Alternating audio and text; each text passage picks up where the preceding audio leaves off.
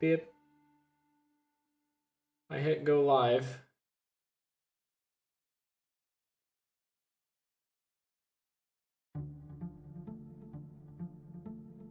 Now that we are live, and that I can... Oh, look at that burp break. He's on a burp break right now. Post that. That's up now. I think Legends being a bit of a silly Billy. Yes. Also, hi, ST. Hi, SC. Howdy. Hi, Waymaker. Hi, Waymaker. What up? We're messing with Legend. Legend decided to pop on in, and then Soul called him out for the fact that it's like he's streaming. At the same time you're streaming.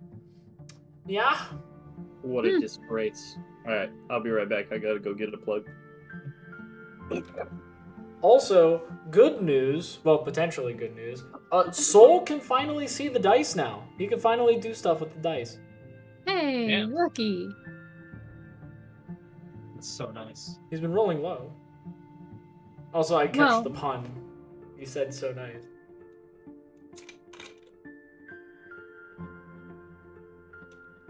That's because the dice know that there's nothing important happening at this very moment. So, of course, you're rolling low. I mean, if I roll a percentile and just say high bad. Look, low good. That's a 12. Boom. I just love saying bad. I don't like saying good. Because not that many people say bad for the dice. The dice need that kind of reminder. Not everything's all sunshine and rainbows like Dav makes it out to be.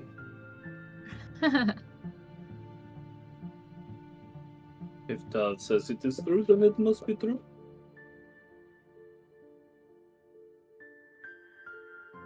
Dear God. We got skeletons. I don't even know if I saw them. Hold on, I need to double check to make sure that's a thing. What? Okay, yes, the skeletons are indeed a thing. Nice. Still one of my favorite redeems.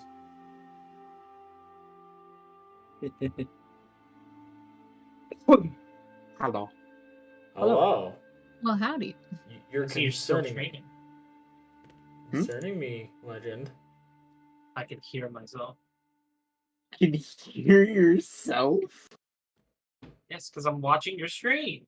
Aha! Dang it, he still knows. Dang Dang it, I still don't see it going live. I mean, I am live. There he is. Is it showing on my raid button? So help me Christ.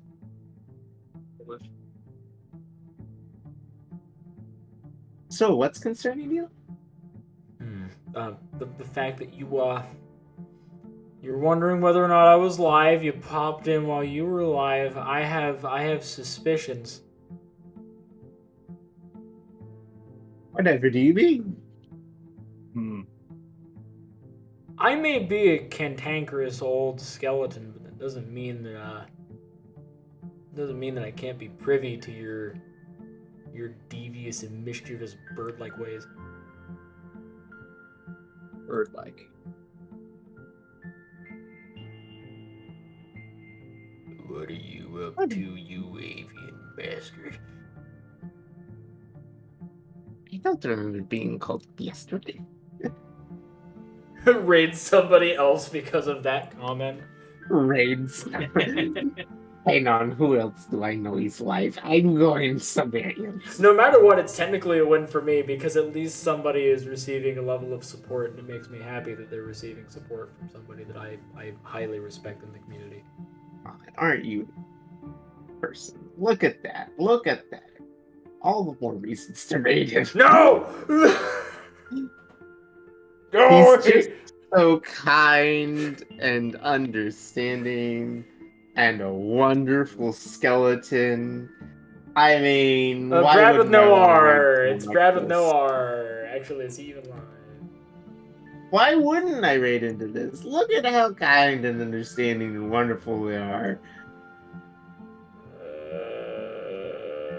you Yeah, trying yeah. to Brad is gaslight streaming. us? So yes, there's another my skeleton brother, my vertebrother, Brad with no R, who also is a skeleton that wears Hawaiian shirts. Legend, He's I have a another question. Uh-huh. Are you trying to gaslight us? Gaslight. What? Correct. Yes, that's what they're trying to do. They're trying to gaslight us. Yes. Who's trying to gaslight? Gaslight No, is pronounced gaslighting. Legend. I hate all of like this. giraffes. I Yes. hate all of this.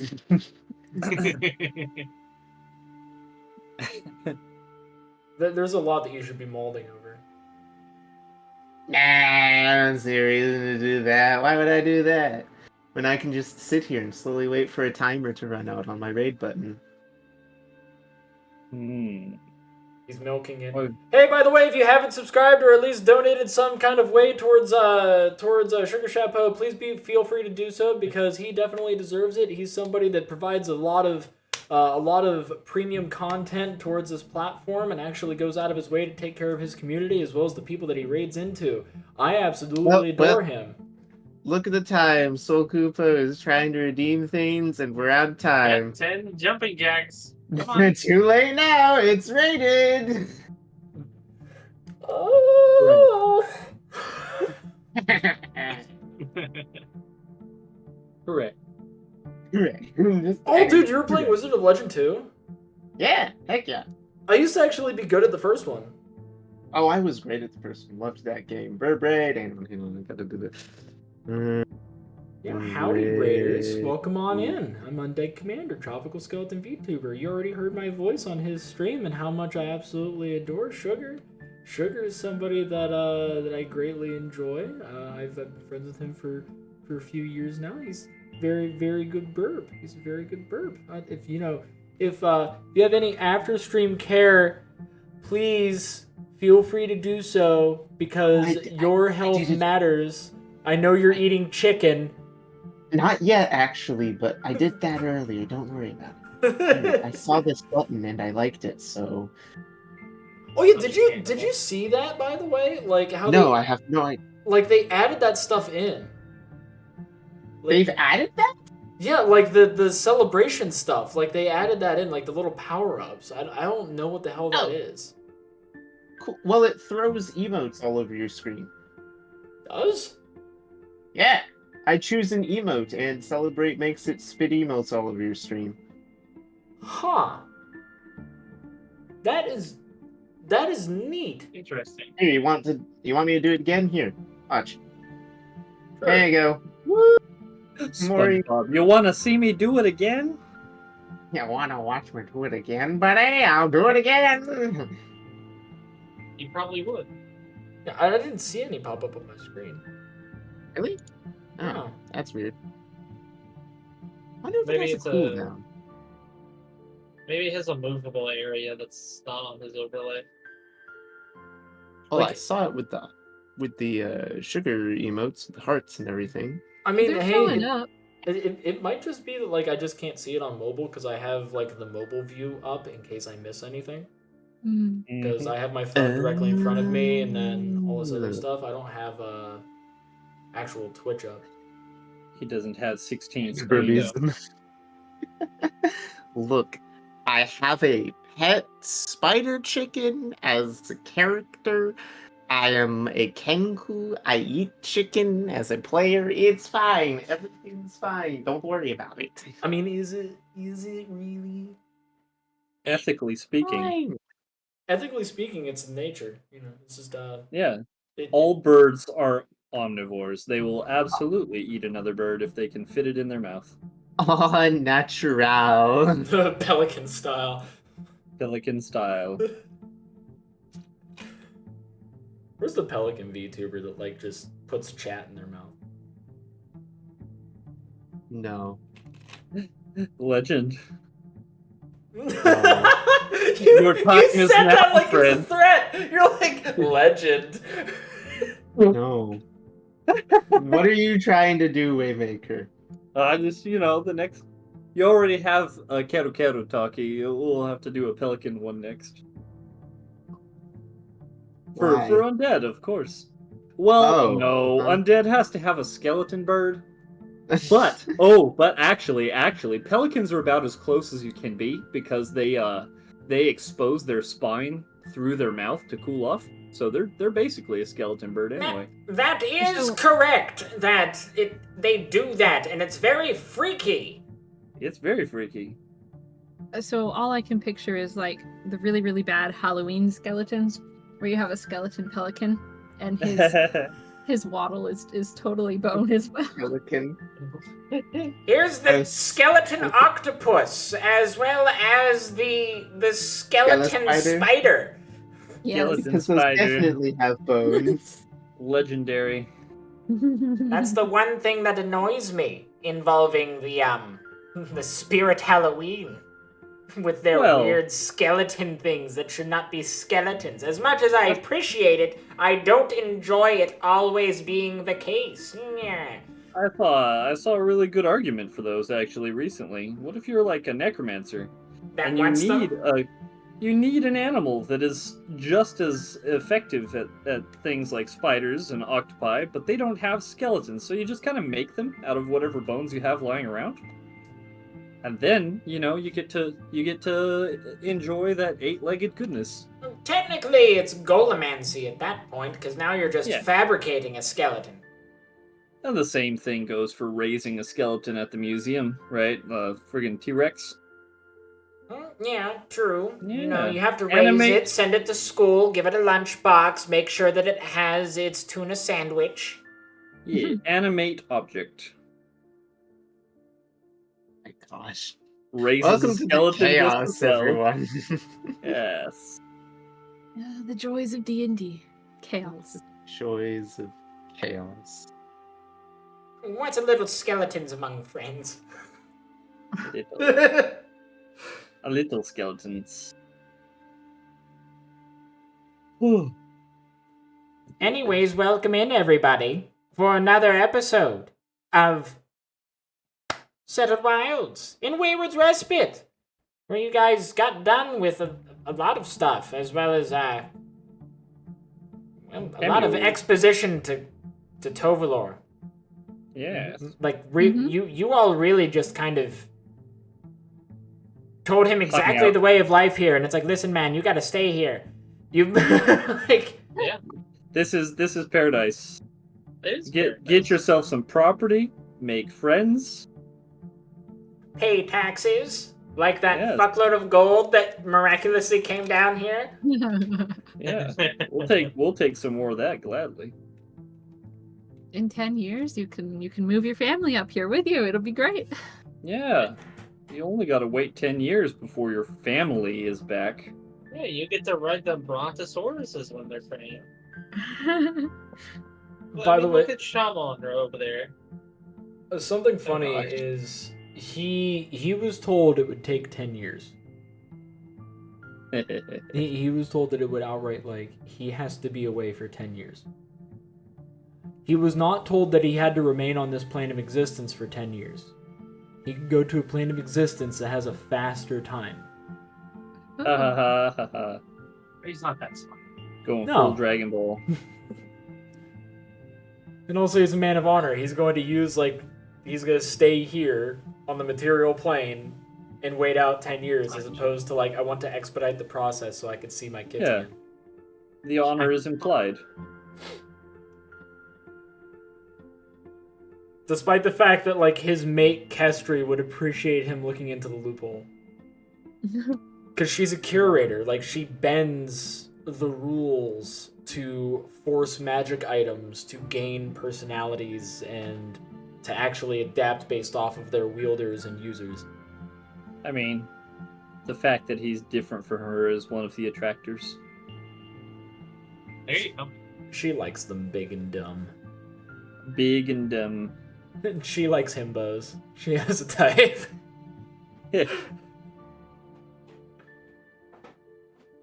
Amazing. Well, speaking of it, no. Go ahead. All right, Shio, what are we doing? What are we doing?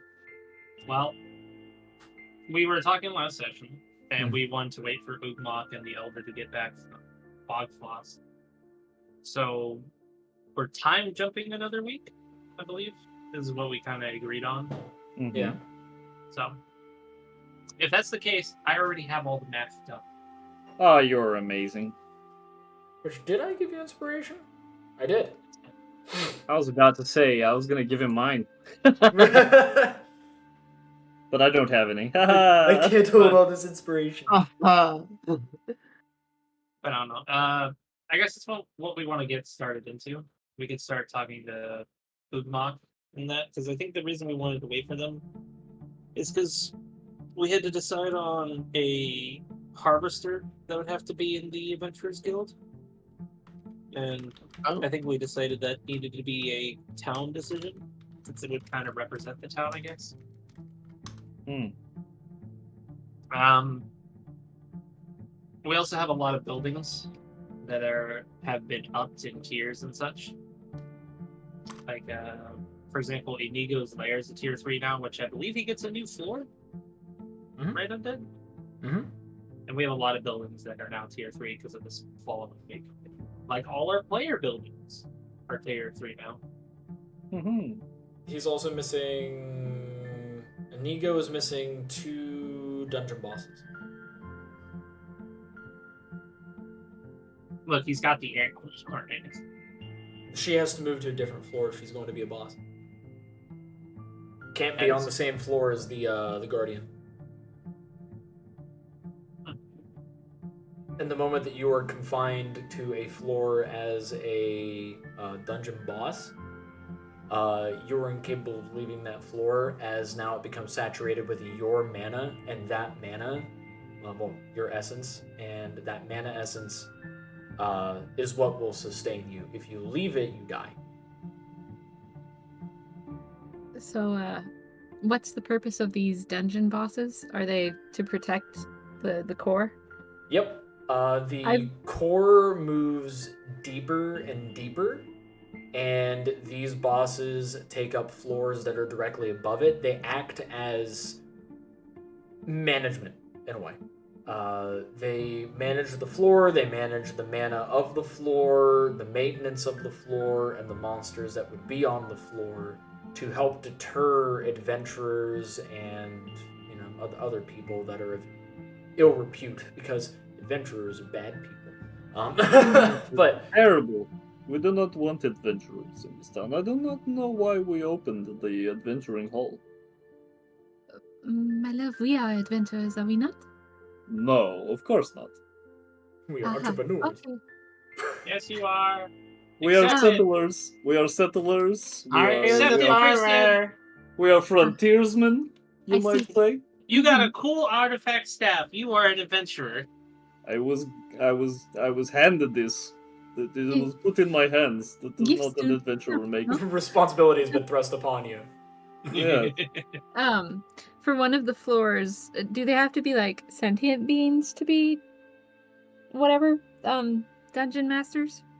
Dungeon To be a dungeon Monsters. boss, it has to be a creature. It doesn't have to have intelligence, though. Okay, I vote Octorilla. How about Eagles? Fucking don't make Eagles a boss. Yes. Please. He's He lost wants- out there. He wants to Alright. travel. He doesn't Well, want then to be a know. boss. Then Undead. I want to know where he is. I want to use my last week charge of Intune Cross. Show me where he is. Oh my god. Show me the beast. Show me him. Show me where our lost child is. Alright, we're starting off by figuring out where the fuck Eagles went.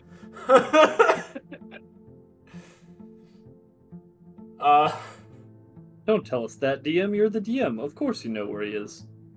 At all times. Right? Right? Well, the scourge happened. I mean, And he Yeah, buried and he- himself. He digged. He did a good job. Stuff happened. Alright, here we go. Let's see. Okay.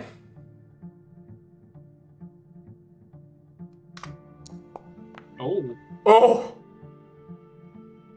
Well, He's does doing that alright. explode?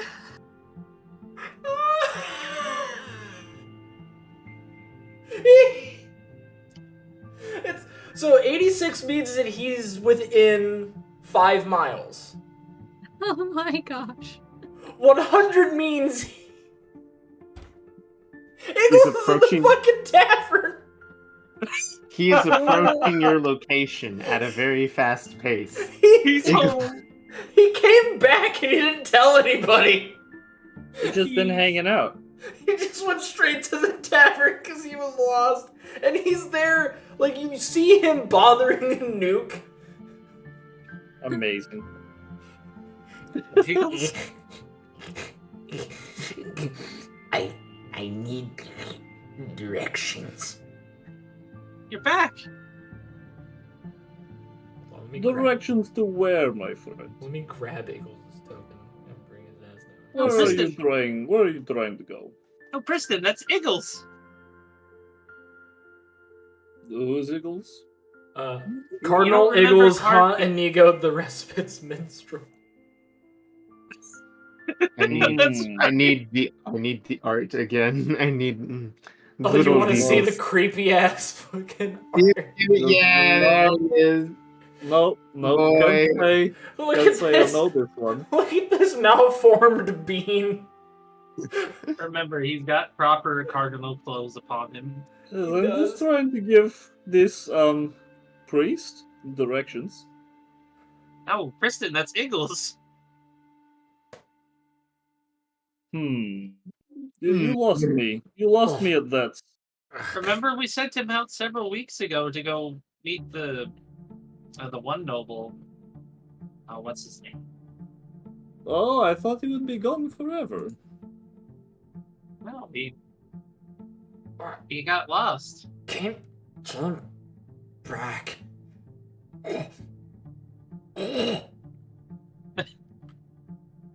Oh, good, You good go for right you. there. I'll pat him on the back. What the hell? I can't point. Get it out, Mr. Eagles.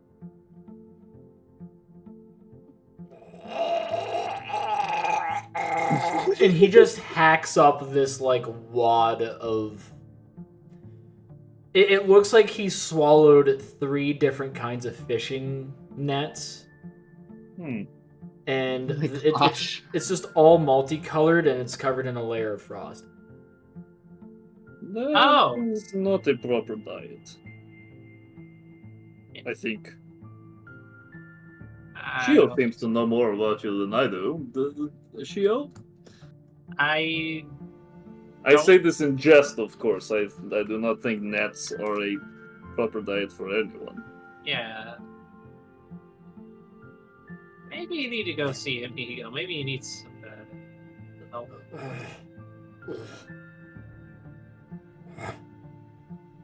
There goes.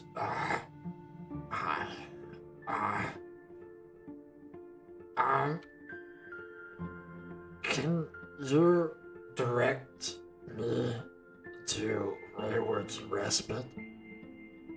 Eagles, you're in Wayward's Respite. You came home. Remember, I gave you this, and she pats his clothes. Oh! Oh! Yes! Shio! Priston! Oh, yes, old friend who remembers my name. Yeah. Yeah. Yeah. Where's your Yeah. wife? She's good. You know, as always, better than me, probably. Where's Yo. Bird? Oh, Mario? He's probably working his farms. Probably trying to stay away from his wife. Or at least that's what she says. And he's gone. He's There fast. he goes. He's so fast!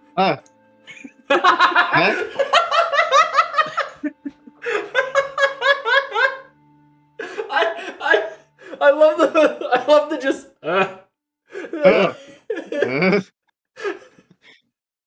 This, you see this lumbering, malformed potato sack of a humanoid just loom over you. Let me heal myself real quick. I've had a long rest since then. Their pallid expression, complexion is just stark against the dark wood interior of this little chapel, and they're looking at you, just lumbering over you. Just brighten my clothes so I could see them better. That's totally not ominous at all. It's like sticking a flashlight under his face.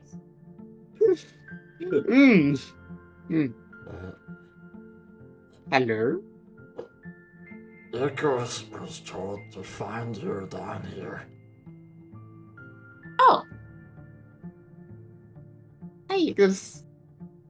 Hi, Mario. How is you? You good?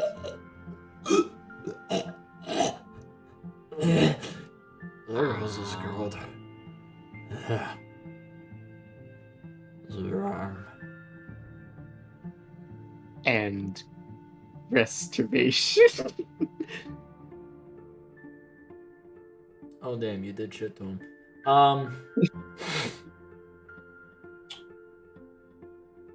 So Time for shenanigans. Woohoo! Okay. Just a greater restoration. Yeah, it's greater restoration. Okay. He immediately vomits black ichor all over the floor, and you see that there's a multitude of different things that should not be inside anybody's body leaving him, such as 2 fishing bobbers, 1 net, a bucket hat, you know, the ones that fishermen wear, 5 pairs of glasses, a monocle, a few glass vials that still have liquid in them as they have not been unstoppered. About, I would say, maybe 1.5 pounds of discarded webbing, clearly not his. And, there's a lot of just soggy bread that is now just all over the floor.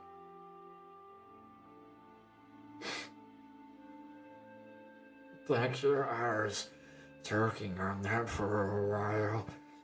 I kept it inside myself to stay warm. It's full belly was what I was told. It kept me nice and warm. My guy died. I can see that. I had to run back. And then I was lost, and I found this nice tavern. And then I was told I made it home. Are you proud of me?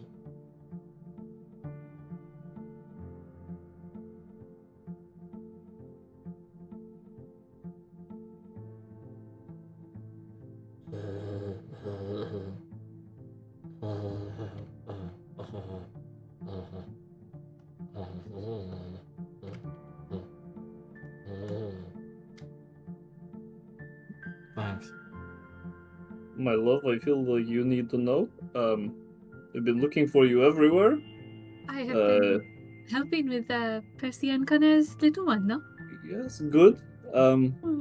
Eagles is back. In town. He just kind of showed up. Oh, You, how, I thought you would like to know before you simply walk back into town and learn that way.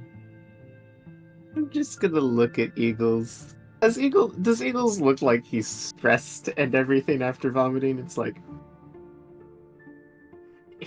He looks like he deflated by about 3 inches. you know what?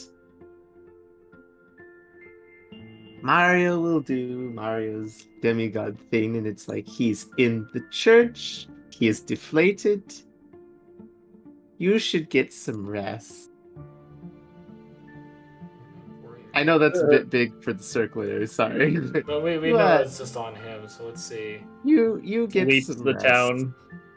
Not the town, not the town. Leaps the town. Leaps the whole town, watches the Just whole hears town in go. the distance in his house, Nick's going, "Oh god damn it!" Sandman. That does sound about right. Shio's already coming down to see what's Give me happening. your She gets knocked out breeze.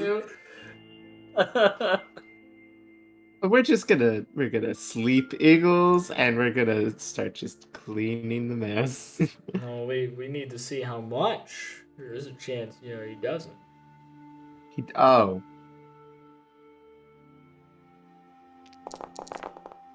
What on earth? Oh, right, we have dice. That was He not doesn't. terrible. He doesn't? Oh. No, he has 44 Well- health. Hey, that's fine. You get rest. You rest. You sweep, rest. Sweep. Ooh. And Monaco? Okay, we're putting that back and we're just gonna. Yep.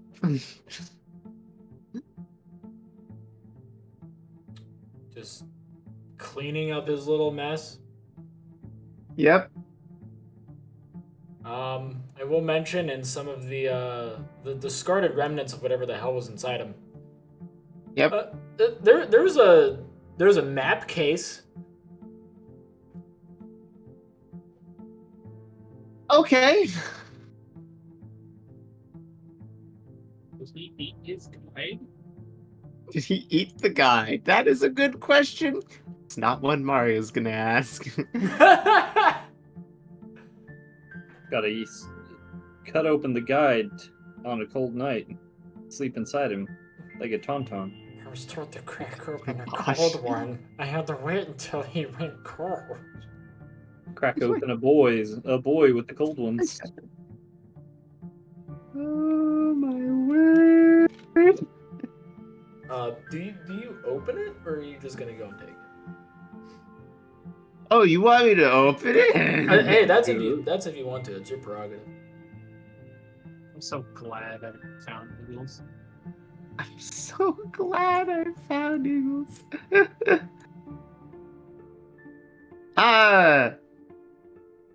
No, I'm gonna just sweep up all the gunk. Okay. Sweep up all the gunk, get it all basically put inside like 2 buckets worth, because it is basically 2 buckets worth. Or mainly like a bucket and a fruit crate. That's kind of like what it is. But other than that, like, Eagles is just sleeping soundly. The spell didn't work on him, but like it's him just doing it out of response.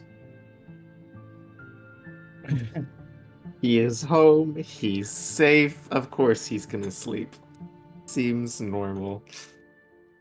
And this is what would happen with most creatures, thinks Mario in his perfectly farmer logicked brain. When they're home They- and yep. they're safe, they'll just go to sleep. Yep, they're home, they're safe, they sleep. It makes sense. They come, they eat, they leave. They come, they eat, they leave. So, darling, did Eagles says whether or not he had gotten to a patron?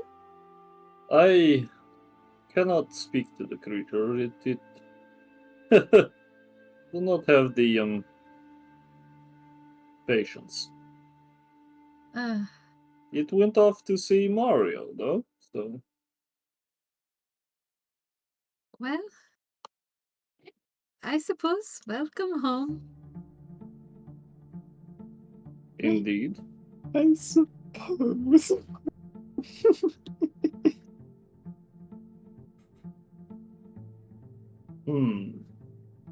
Anyway, I'm going to return home. Okay.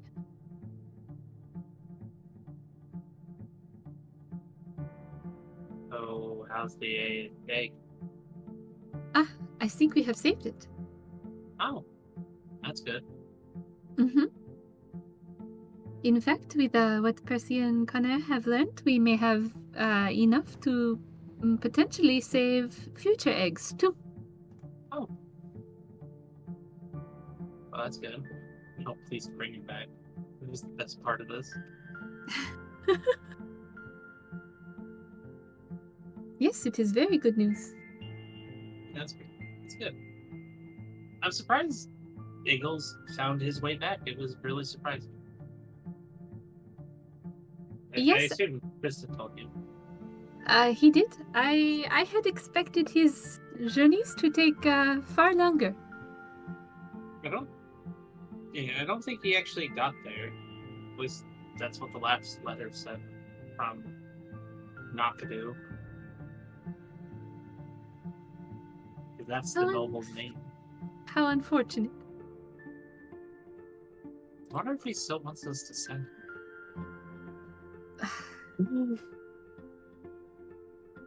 I almost hate to question if he is still alive. You know, the Scourge were everywhere for a while. True, I think Mario's taking care of him, though.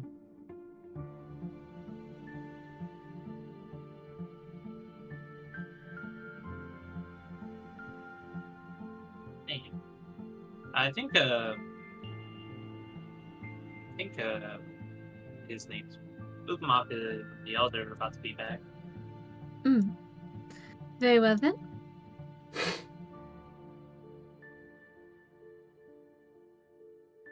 Wait, eagerly. Haha.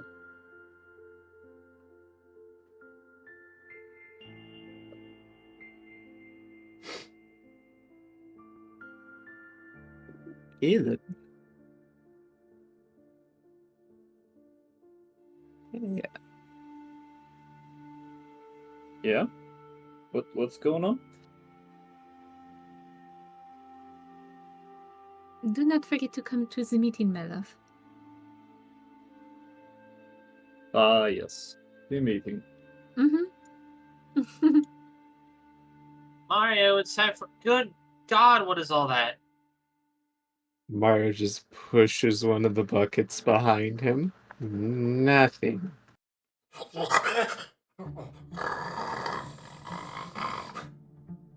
Looks.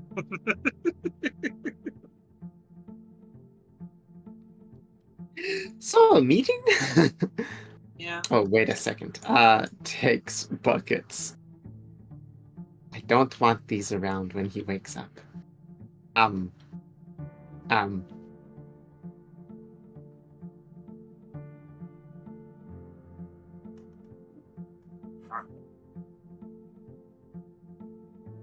Just buries it in the corner. Are you illegally dumping his gut stuff? No. You know, littering is a $250 fine. That's gold, sir. We pay in gold. Looks up at Godwin.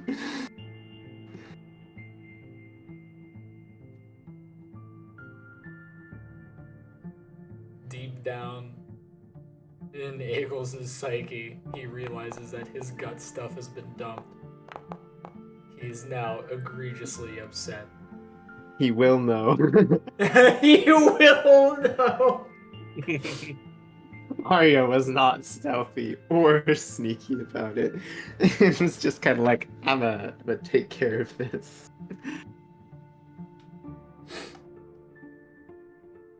Which, the week passes by, definitely need to go and update. I believe we do have to still update the Resources? resources. So All of the accurate numbers are in that little thing. It's at the bottom of it. So we're at 1858 lumber,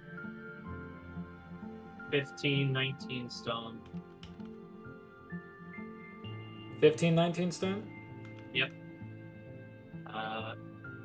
1749 gold, 2133 food, research points 61.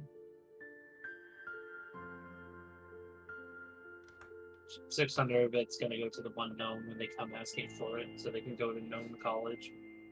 And then 2,725 metal. 2,700 what? 25. 2725 metal. Okay. There you go. Boom! Updated. And what happens this week? Oh goodness.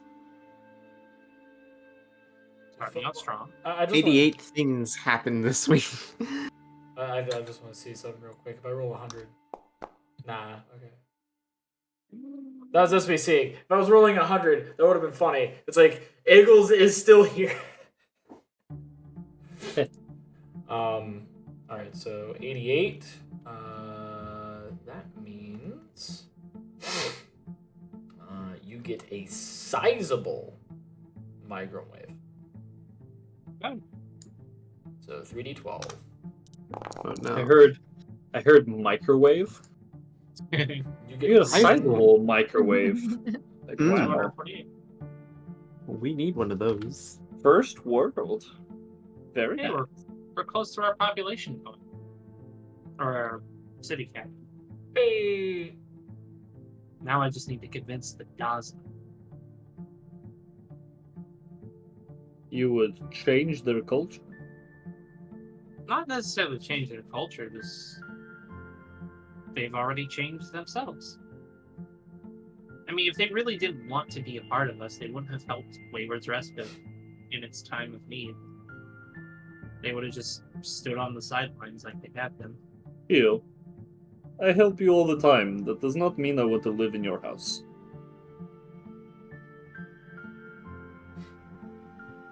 Why not?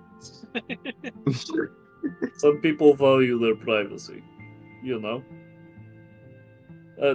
This may seem a foreign concept to you, but it is true.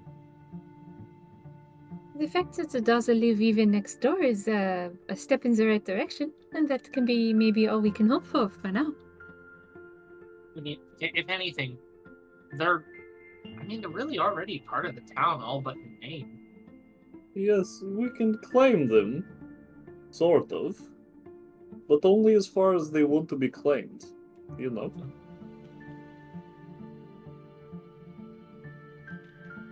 If it makes you feel better, I suppose you could put a little sign. Welcome to Wayward's Respite. Population, so many as it is, and then underneath that, Daza included, and have a number for them. Alright. I needed to grab my gummy Skittles. Gummies. Gummy Skittles aren't bad. My wife hates them, though. Never really been a Skittles guy. I like Skittles. I like gummies. It would probably be good. Maybe. I don't know. Skittles are good hard, but gummy, I've never really tried. Skittles are always gummy.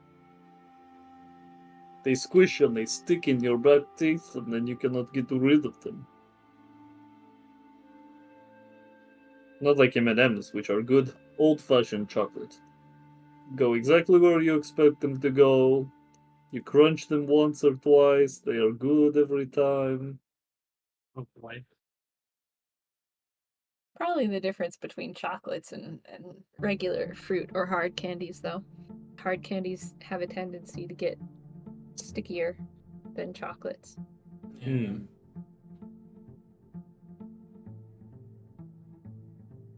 But, gummy Skittles aside, Ugmok and Samuba do come back. And they came back with migrants. Basically, people after they got the whole entire connection sorted out. And Ugmok is in chipper spirits. Also, his armor is adorned with a lot more dents than it had when he left. So you made it in one piece, old friend? Aye, lad, I did. It was a bit different up there. Do tell. Well, for starters, they thought that we were going to be the preliminary for a raid. They fired at us. Samuba took cover behind me, and good old Reliable was able to sustain a few hits before they realized that we had our hands up in surrender. That's awful. Here, let me just pat.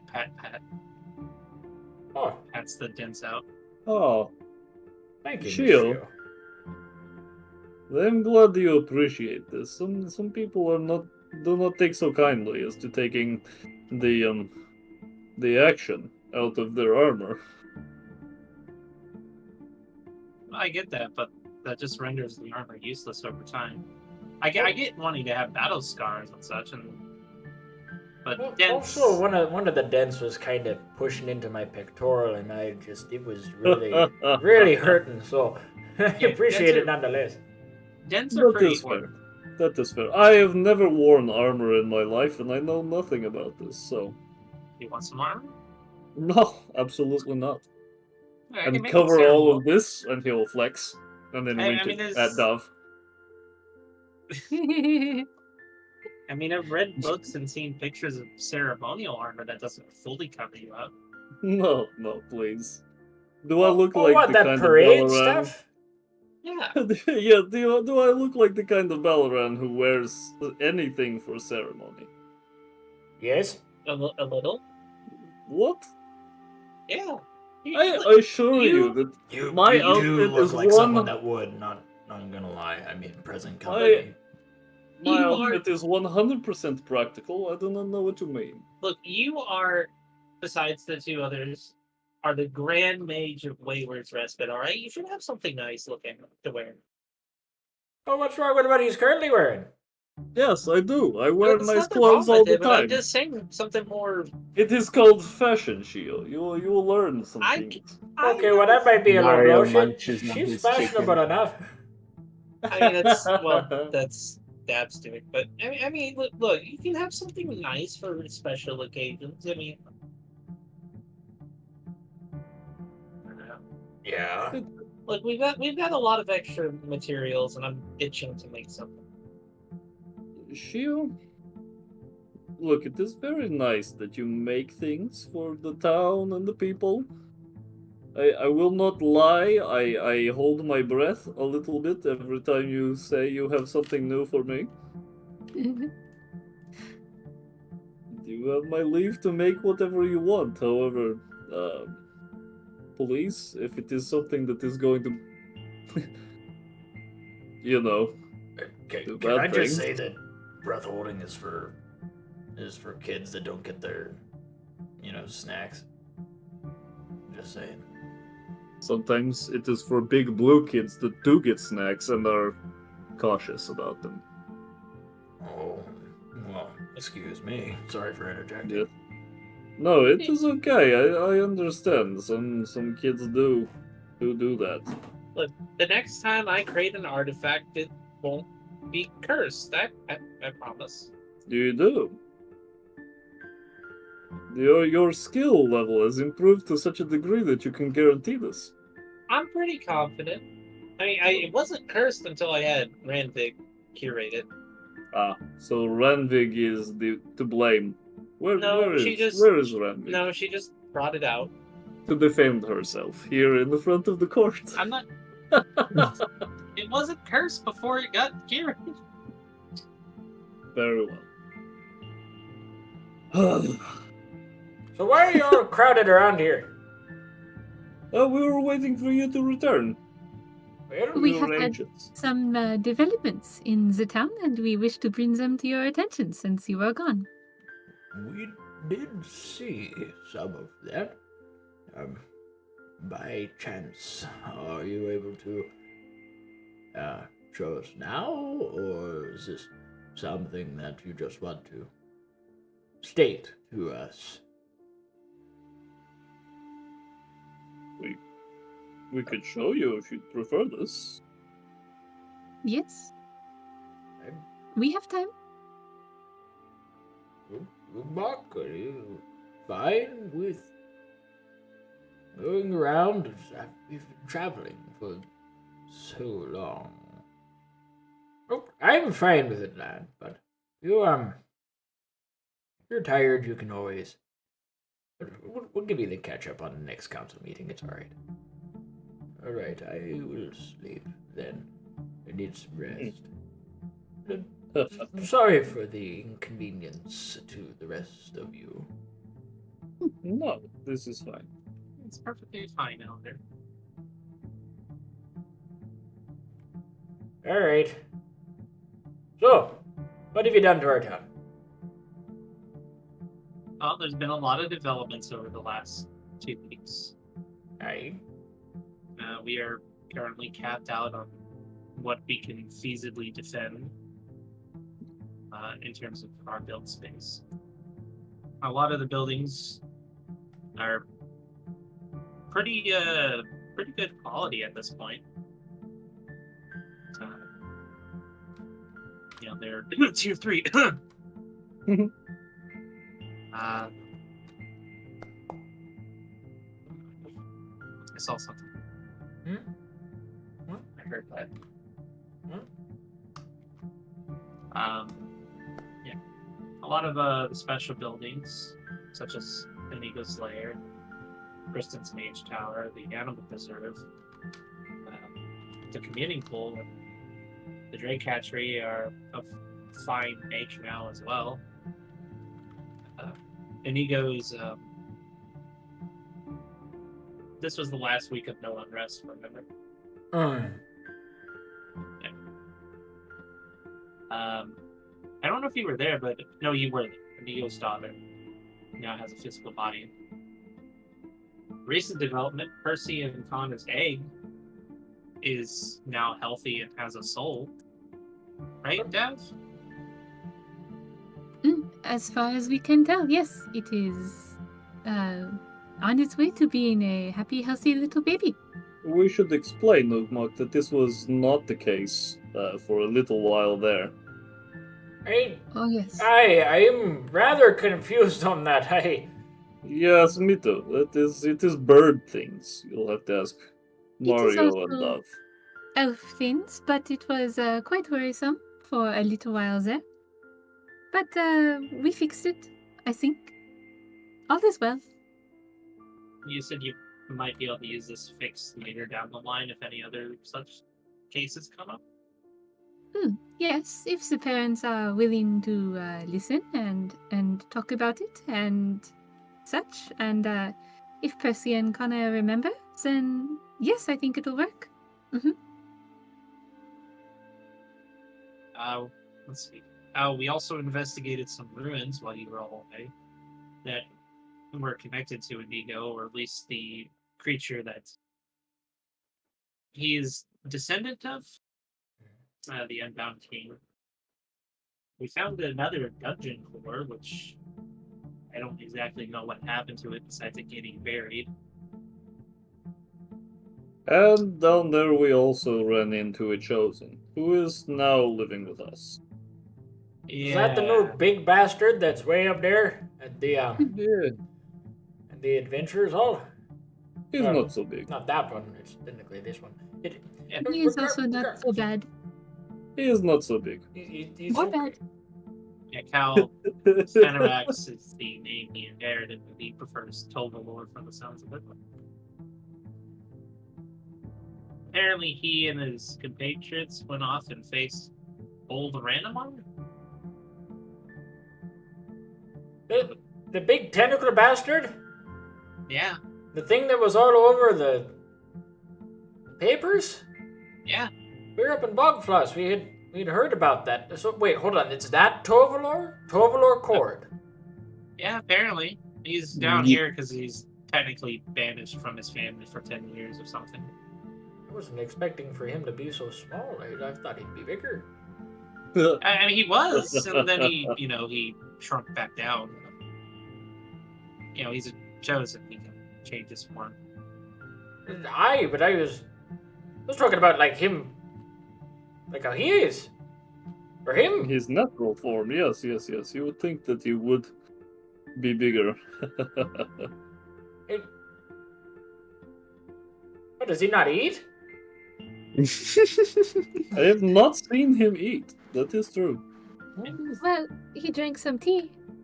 Yes, but that is not eating. It is true. But he might be on a liquid diet, it's a thing. Could be. Possibly. Could be. Yeah. And while he's in town, he's going to open up the Adventurers Guild. And all that. Oh, so there's gonna be a whole litany of issues with having adventuring types around here.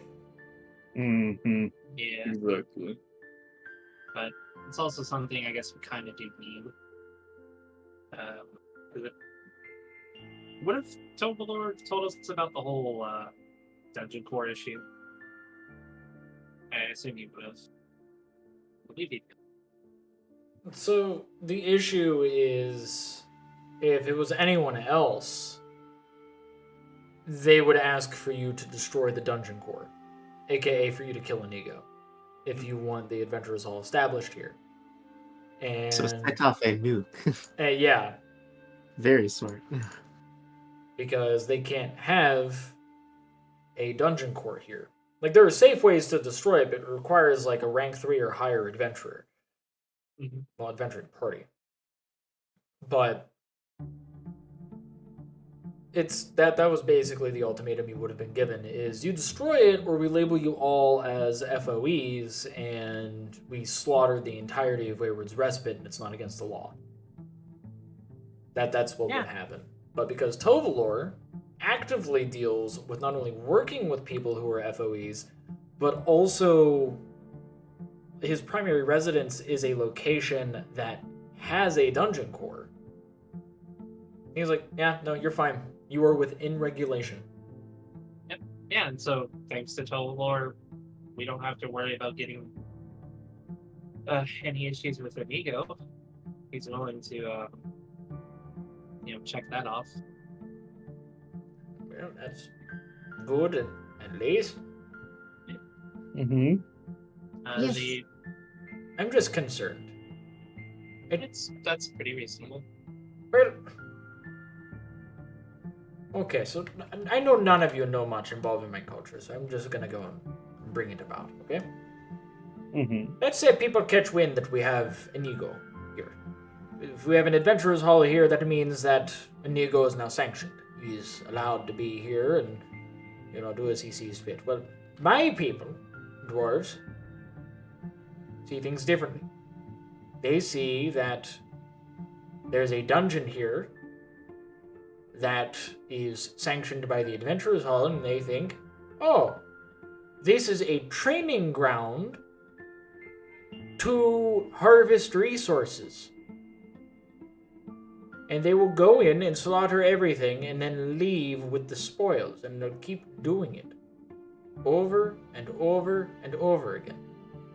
Because it is a dungeon, of course. Because it is a dungeon, yes.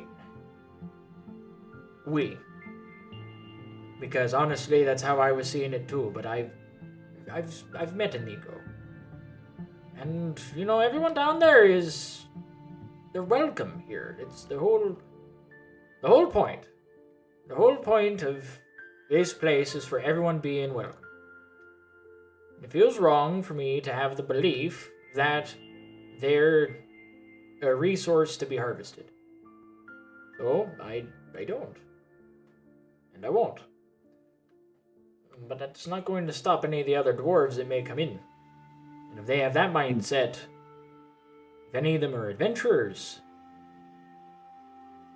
they're going to do it whether we want them to or not. And if it's sanctioned by the Adventurers Hall, that means that they're going to do it and they're within their right to do it. Right. And that causes a problem. Would this be a danger to the Respite itself? It would not necessarily be a danger to the Respite itself, not Not to me. initially. It's not initially. on paper it's fine, but it's the actions, the reactions of others. That's going to be the problem. And that's where I think that there's going to be an issue. Yeah, I think specifically Inigo, he loves his children, as he calls them. And how much of a betrayal do you think it'll be if people who say they're from here and live here go down into his home Very and much kill so. his children?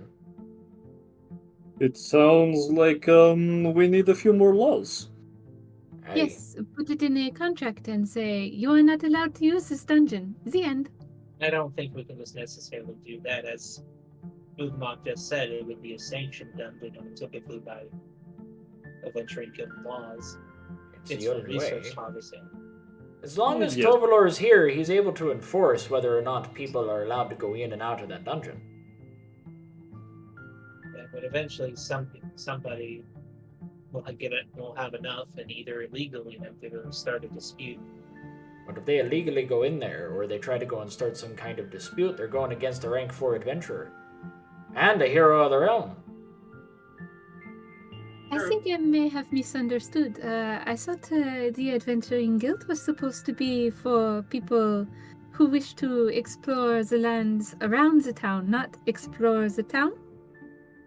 So, it is to defend the rights and uphold the laws of the land via whomever has submitted quests. But if you don't have any quests, typically you have a place to train. And our Adventurers Hall doesn't really have living combatants or anything that can provide a proper challenge. So a lot of Adventurers Halls will have dungeons built into them that are maintained by semi-sentient dungeon cores. And those dungeon cores will go out of their way to make monsters to keep defending themselves, quote unquote. So when they do that, that's when it gets messy, because those dungeons don't get destroyed. They don't know that they should be fighting back. And that, it's them just being farmed for what they have. Inigo would blatantly take offense. He is a very sentient guardian and core at the same time. If anything would happen to him, if they treated him like a resource, one, we have a nuke underneath us, and two, there's the fact that the Adventurers Hall would want to label him as an FOE, and if they label him as one, well, then they're going to try and just eradicate him in some way. So Which could result in the destruction of the Respite. why do we have to say we have a dungeon anyway? Why do we not just build a training ground or some such? We have to state that we have a dungeon here, because if we don't, and something were to come from it, and somebody were to catch wind. Yes, it is illegal to secretly have a dungeon under your town, pretty sure. I mean, that's what he was doing all of last week. He was just going around marking buildings, checking them off. That's the whole reason we had to tell him. I see I have misunderstood. This is why I am not so good at business. It's perfectly alright. That's why you have us in the council. No matter the case, we'll handle it, though. Terribly worried about Inigo. Well, Miss Dav. Well, Mrs. Bearfrost. I can give you my assurances that as one of the council, that nothing will happen to Inigo that is concerning the Adventurers Hall or otherwise. That is within our power anyway. As long as Tovalor is here, Inigo and Wayward's Respite is safe. The moment he leaves, we will need someone to be able to take his place. So hopefully we are able to vet someone to be a proper hallmaster.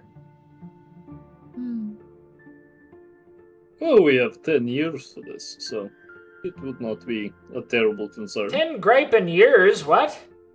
Yes, What? he is stuck here well, forever. He's not stuck here. It's just he's banished from his family for 10 years. He is spinning his wheels and spending his time until such a time it is that he is allowed to return. I guess we're lucky then. Indeed.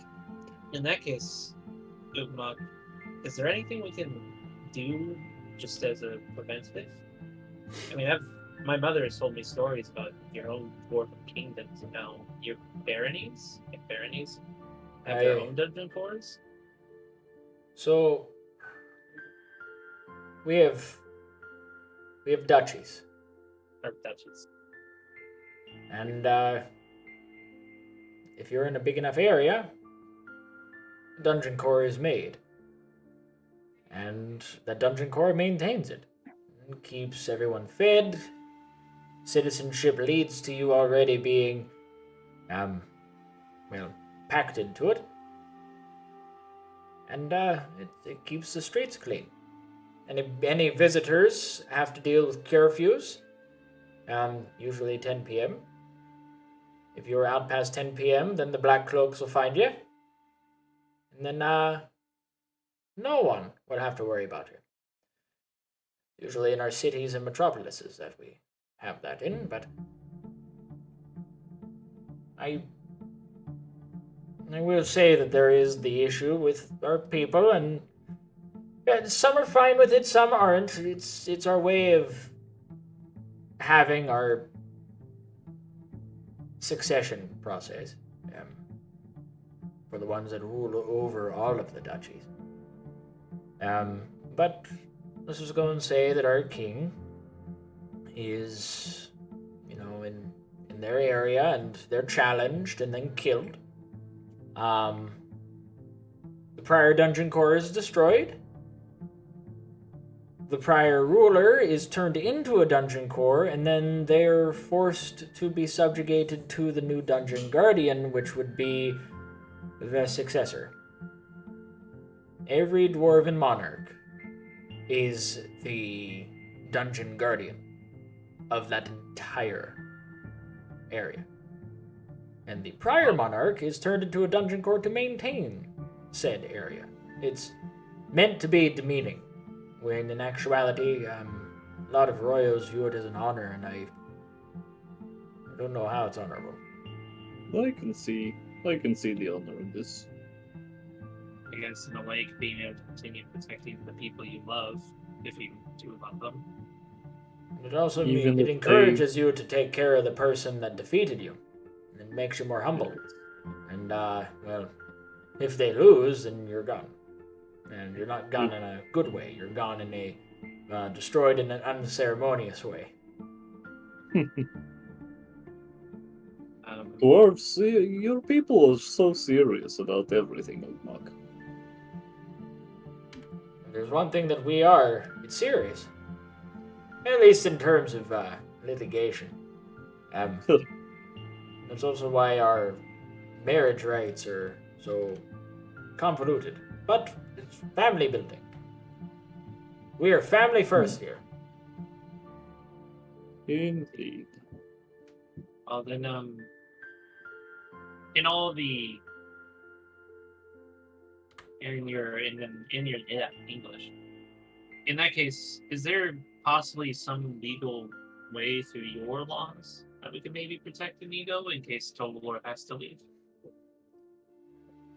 You can reach out to some dukes and duchesses, see whether or not one of them is willing to put an embassy down here, and we'd be under their protection.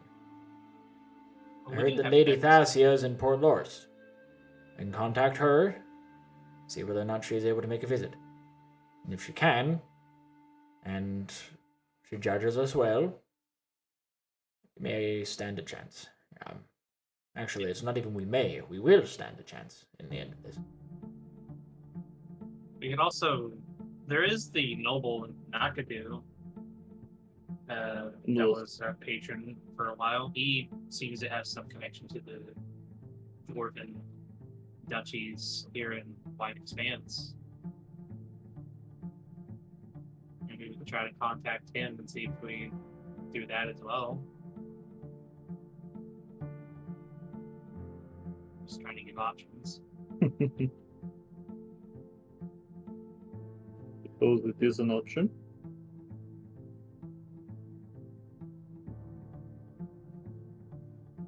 No matter what, these are all what ifs and maybes. We're not there yet. I don't think that we should be fussing about it. Not right now. Well, What else we do have you a have to long show time. me? I think that's about it. She'll like just, as I said, all these buildings. She just produces her book of planning to give him like an actual rundown of what has changed in the rough week, 2 weeks that he's been gone. He's been gone for like 2 weeks. Yeah. Also, I guess there's the approval of that one thing. If there was a gnome who came by saying they needed an invitation or something. This gnome college or something? I'm not sure. They said we had the requisites research to send them, and they would like to do so, but that's a council decision, I guess. Wait, a gnome college? Are you talking about the inventors cruise, or are you talking about just college? Because I mean, I think it's the Inventors Cruise. Yeah, I think that's what it was. They were talking real fast, and I was like, okay. I don't know much involving their little cruise besides it's a very secretive ship. It's an event that happens every now and again, and if they impress the people on the ship, they get to permanently be a part of it. Well, apparently we have the requisite research points to send them something. What does that get us? I don't know. It was just they mentioned it in passing. But I'll say this: be sure to go and ask them. Sure, I'll go ask the gnome that. I believe it's the one that Mario pulled out of his convenient pool. Mario, where is that gnome? Oh, she guards the wall. Guards the wall. Ah, but did you call them? I mean, I can. I'll go find them. I guess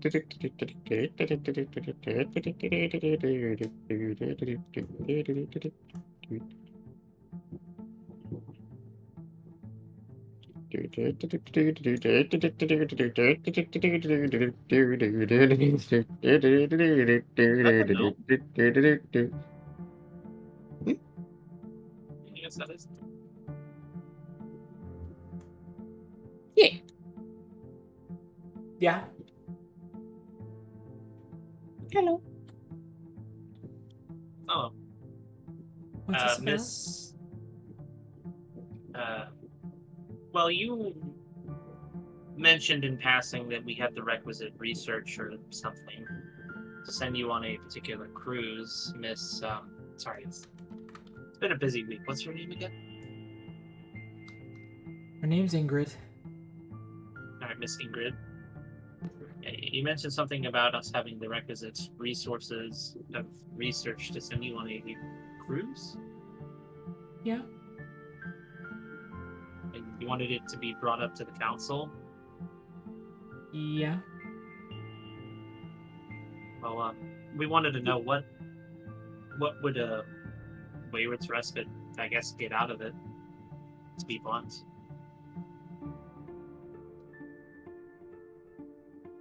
If you're able to get me onto the inventors cruise,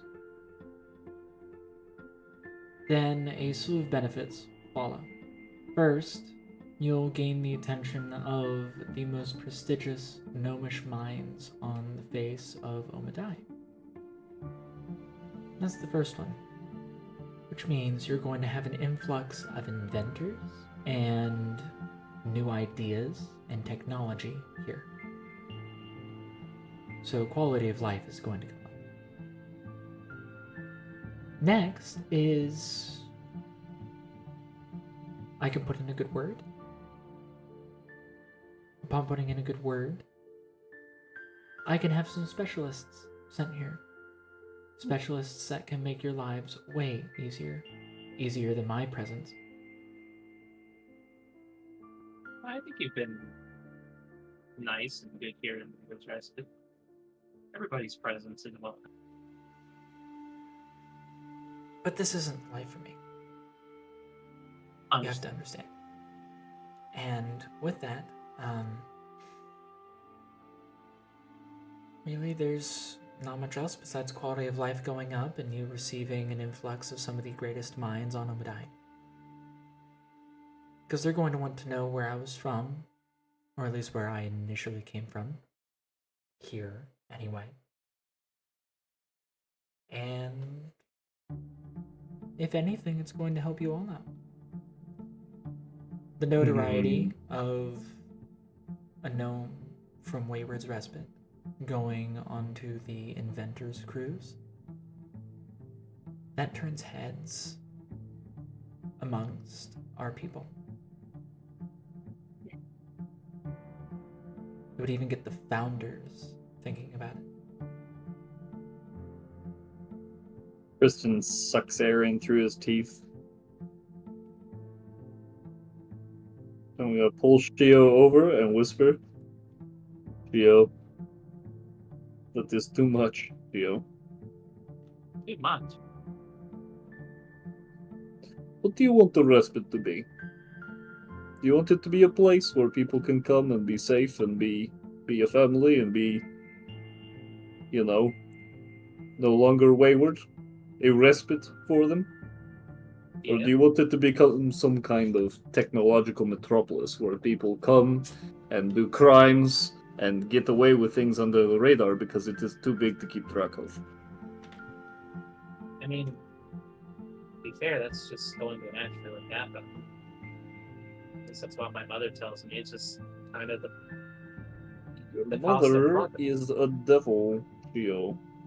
Yes, which means she has an insight on people that others might not like, but is true. It does not have to happen. That's true. There are ways to prevent it. There are things that can be done, laws can be established and such, but no matter what, this step is going to come eventually. It's whether or not we take it now or later.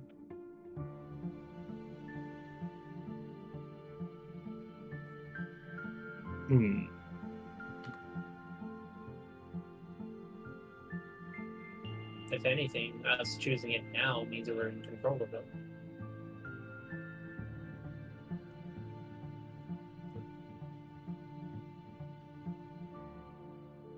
Personally, I disapprove, but you know this. This has always been my way. Simple, small, manageable. And I get that, Priston, but then I agree, small, manageable is nice, but this place, well, like you said, this place is a home for those that are wayward. Eventually, more and more wayward souls are going to make their way here, and this town is eventually going to grow bigger and bigger. It's not going to remain small, simple forever. That's a nice thought, I won't lie, but it's not.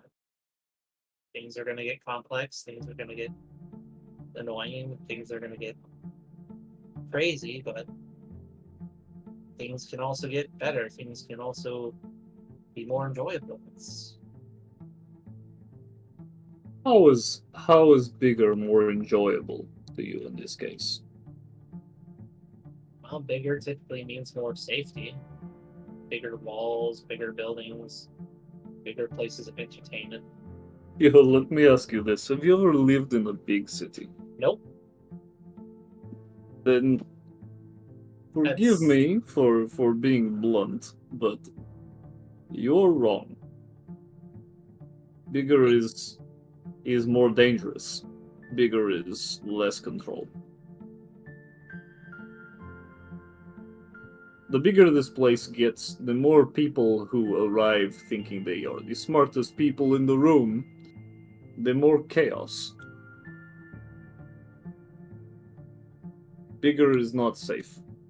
There is safety in numbers up to a point. I think right now, we are at a point where we are just big enough to fly under the radar from most threats, but the threats that do notice us either consider us not big enough to worry about, or too big to conquer. We are in the sweet spot right now. This is the perfect size for Wayward's Respite to stay, if at all possible.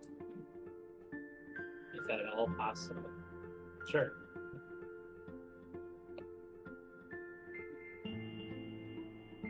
You do not have to agree with me on this. I simply am not fond of the idea of this place, our place, a safe place, a good place, becoming something else. You know? Yeah, I get that. It only becomes something else if we let it. If no we matter if what, we- this is still our home. if we have too many people in our home, then us letting it will inevitably happen when we are outnumbered. It is like a snowball into an avalanche, no? You start small, and you push it down the hill, and you think, I can keep control, and then all of a sudden, there is no control. Precisely. Look, I do not like the idea of bringing all these gnomes. I think at first it will seem like a wonderful thing. You know, we will have all these things and smart people, but I think it will get out of control very rapidly, and eventually I will find myself living in my small little house, surrounded by immense structures, bordering my lawn. You know, they will be there. They will be there. They will block the sun from my windows. Yeah, definitely like that. I mean, sure, we've had rapid expansion. It's rested over the 3-ish months we've been in here, but I don't think we're gonna get to that kind of level anytime soon. Look around you, Shio, and I'll motion my hands to the massive town that has grown wildly out of Priston's proportion in less than a year. You see how many houses are out there? Yeah, there's about 42. Yes, there are about 42. Some of those were crafted by magic. They just boom, popped right out of the ground, right? No, people built them. Yes, but the prefabs, there was some magic. I was very involved. I don't think anybody has used those prefabs besides the Negro. What about the walls? Built over time. It feels like it went very quickly. Maybe I'm overthinking this. Okay. I'm sure maybe things have gone quickly. I mean, to be fair, I will say us going from as small as we were to how we are now in 3 months is relatively pretty quick. Okay. Well, let me put it like this then. I think this is the main concern. The goal of Wayward's Respite was to be a respite for the Wayward, yes? Yeah, That will change. Is that what we want to continue to be?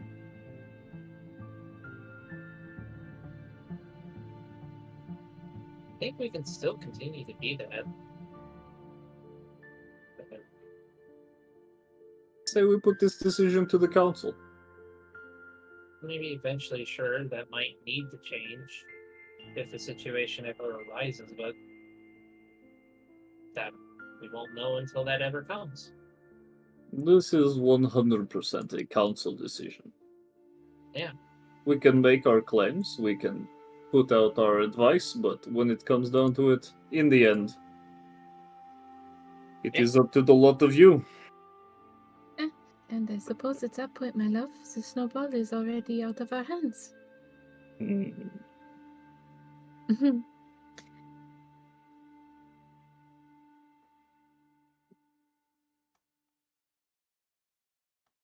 Which, as all of that has been going on, the deliberation of the potential future for Wayward's Respite, what may and what may not occur if certain aspects are brought into it. The council has proceeded to start on their deliberations. As they could definitely tell that this is an issue that has arisen. Yes. Vote Priston. Vote Priston. He knows what's best. He knows what's best. I think it's more like vote Make for Wayward's progress. Respite great again. Oh my god. I think this is more of a vote between progress and traditionalism. Yes, very much so. Wow, a two-party system? Exactly. So then there's Mario, the third party, he's all about chaos.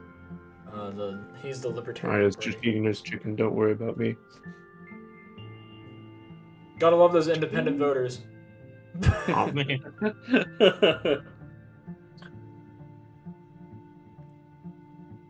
Mario's a swing state. A vote for the third party is a vote wasted. Never forget. I'm gonna vote for the fourth party. The fourth party. I vote for the venturing party. Hey, that's us. Them. Hey.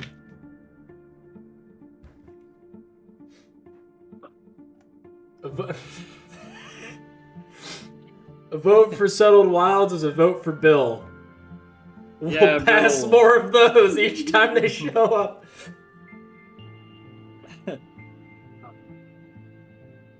Everybody's just yelling Bill, Bill, Bill, Bill like it's Bill Nye the Science Guy.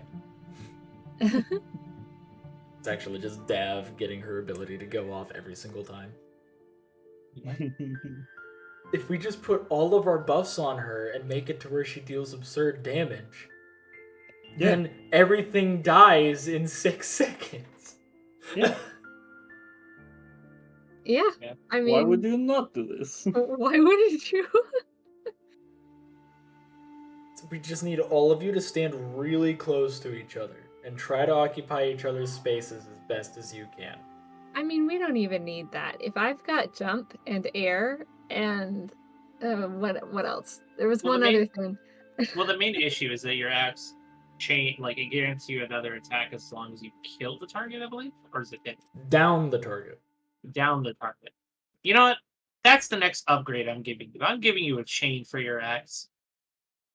Okay. Give you That's 5-foot increased reach. What? That way she can attack 10 squares rather than 5 squares. So she can do like this, but with a chain, she can do like this. You gain an extra square of whack. Alright. Wasn't expecting to have to come on back to immediately do some work. Sorry. Sorry. Sorry for arguing in front of you, Ogmog. But am I your dad? No, it's fine. It's part of the job. No, I just, I should have waited until you had had at least a nap. Yeah, sorry about that. No, it's fine. It's fine. It's all part of the job. And besides, it's nice to be able to get into the swing of things. Everybody Oh, up yes. at Bogfloss was really... Really? You know, before we come to this deliberation, I do want to go and give a little bit of a debrief on what happened. Sorry, father. Go ahead. We went up there, and initially we were kind of mistreated, considering the amount of scourge and all that. But we were largely ignored by the scourge. There was a few close calls, but Samuba is very proficient in nature magic. It really helped us out. But regardless, we made it there, and they were very distrusting. We gave up our weapons. They brought us inside, they put us in chains, and took us away for a bit. Whoa. They told us what happened, and honestly, if we had the same situation going about, I feel like a lot of us would have done the same. So, people took advantage of this situation, of the scourge attacking. A lot of desperate people took a lot, including lives. And there was nothing we could do. We were there to discuss something else. We were there to discuss building a highway. And we saw they had a whole slew of issues. They had no food. A lot of their water was tainted. A lot of their constabulary has been rendered unto ruin.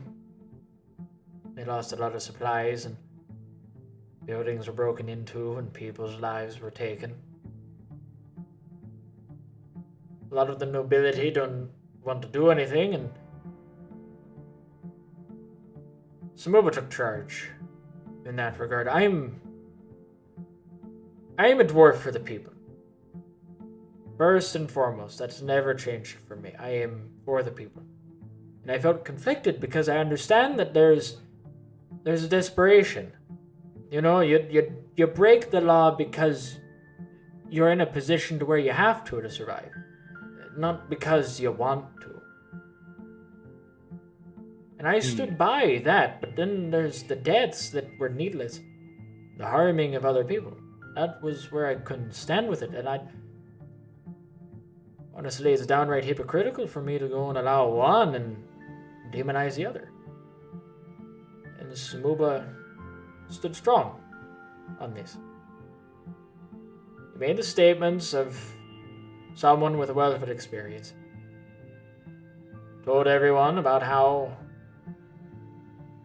if you don't have a strong foundation to build your home, what's the point in building a roof? It's gonna fall in anyway. And he illustrated all of the points that they had neglected, which led to that issue. They had no infrastructure whatsoever. And they had no fail-safes for keeping anything in line. The moment one wall fell, the others followed, and then the roof just fell on top of their heads, and they were left wondering what happened. Well, I feel as if I gave a good witticism. I went and I told them that somebody took all the nails. But what it really came down to, we spent a little bit more time than we really needed to up there.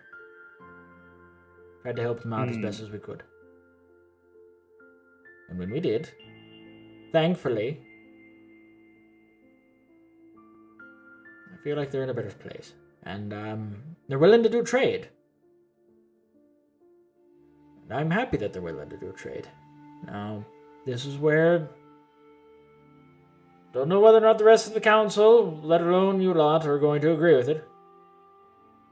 But I think that we should go and send some relief to them. You can't maintain good trade relations if the person you're trading with, the people you're trading with, are in desperate destitution.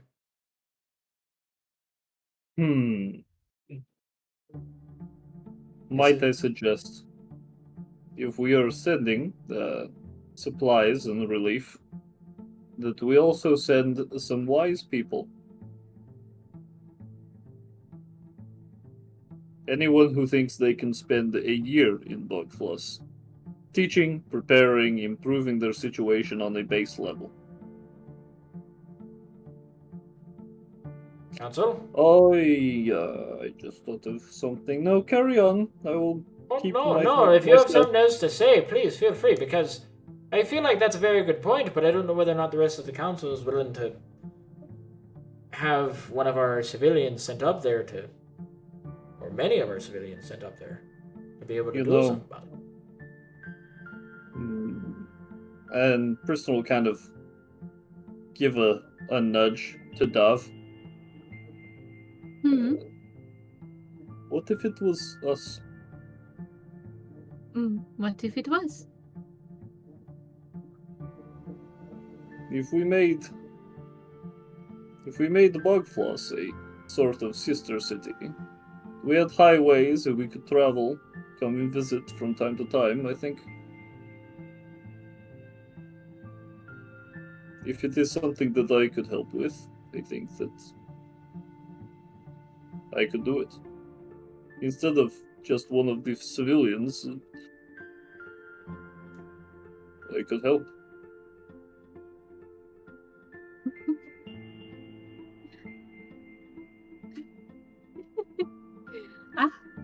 I suppose. That is rather big of you, my love. You are not usually so generous.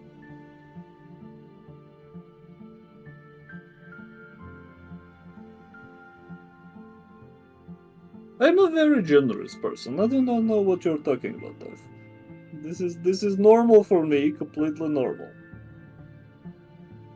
If it is something that is on your heart to do, then of course I will stand by you, no questions asked. I might say that that maybe we go. Well, I do not know. There are still things that need done here. Well, I we are agree. right now, but I would not wish for Bugfloss to wait too long because then things may only get worse. You know. I agree. This is not something to do immediately. We need someone to go immediately, even for a short amount of time. But I don't know, my love. I think I don't know that this place needs us as badly. You know? Mm. I don't think he's seen the fucking dragon. Oh, do you mean Ladon? Shadow? Yeah, that. No, we saw it. You Okay, know, so I agree. What in the 13 Hells are you talking about then, where you're possibly Oh. not needed here? I appreciate the the compliment, but what do you possibly think that You're I a agree. powerful. I agree that I will be here to help with this when the time comes. If it were up to me, the time would come post haste. We could simply go and take care of it. But Okay, so we'll let the big dragon know that we have to schedule the big fight, so then we're yes, able to hurry up. pencil you in.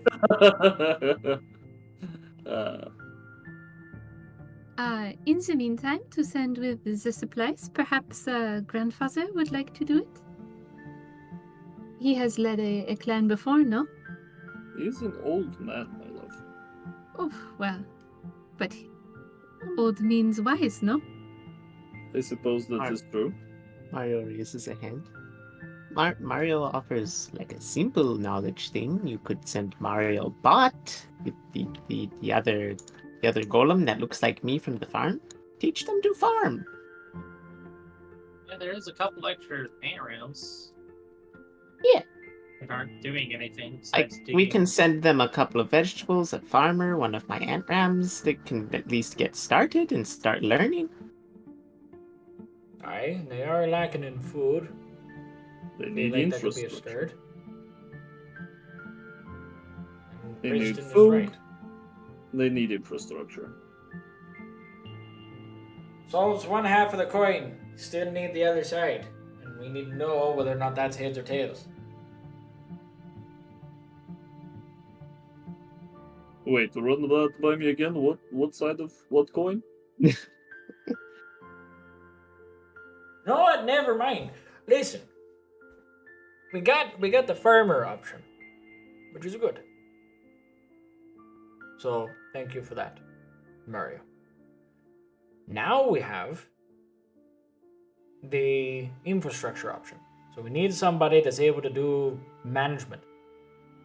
Ah, yes. I mean, if we're looking at golems that are based off of us, I have a couple that are based off of me. And I scoffed as an instinct, holds up and big book. then I thought about it, and I thought, yes, actually, that is a good idea. If we are sending golems, why not just send the four of us? The golem party. The Wayward golem party sent out to save Bog. As ambassadors, no? You have a farmer, you have infrastructure, you have the guard, which is, of course, me, and then Priston's wisdom, magic, something. You know what? You're You're not close. wrong. He sits in a field. I do not entirely understand it. Sorry, my love. Philosophical He person. thinks deep thoughts. I'm sure of it. I know that he thinks deep thoughts. I have to think this. Just He thinks Golem, he just what he sits in the is. field. very hopeful that he thinks deep thoughts while he sits out there in the field. Just in his mind, crawling in my skin. These I don't have runes, they are not real. Wow. Hello, darkness, my old friend. But, You see what no, I did there? I if- said runes, not wounds. Yeah. Uh-huh. Yeah. If we are looking for those that are like us, but also strong enough to make the journey, young enough, we could always ask our little ones to go for us. For just a week or a month or so, until we have defeated Ladan and done what else we need to settle this town. You forget something, my love. This will be their choice to do. I said ask. No, I did not forget. Hopefully we can count on them to say yes. That would be good. If they are as selfless as us, and since they take after us, it is potential to be expected. I have a hard time believing that they will say no. Of course, I could be surprised, but it is what it is.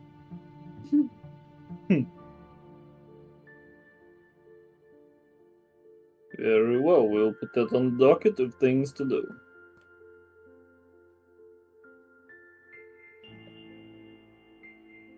Okay, so Bugfloss, we will help them in some way. Maybe not some dramatic way, but a way,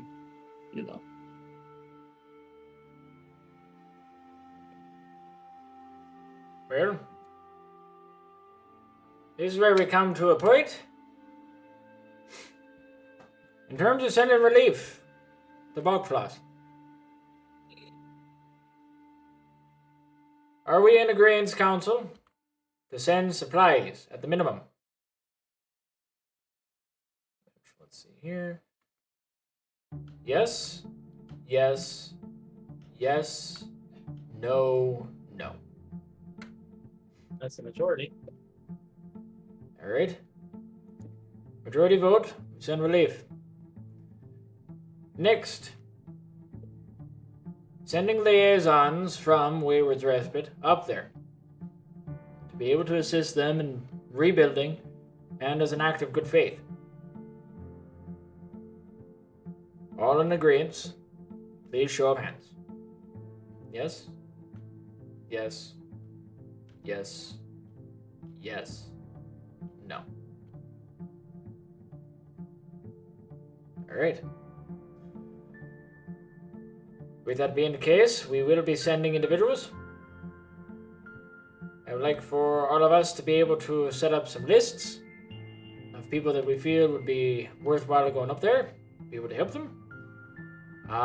Even if they are incredibly important to our infrastructure, if we're able to find someone adjacent based off of your list, having it presented by the end of the week would be appreciated, as that is when we would have the deadline to send the relief itself, as well as the individuals. I hope you all understand that. In the meantime, There's a big fucking dragon.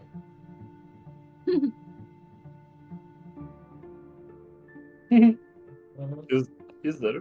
Oh, a dragon. Aye. Oh no. Yes, there's a big dragon.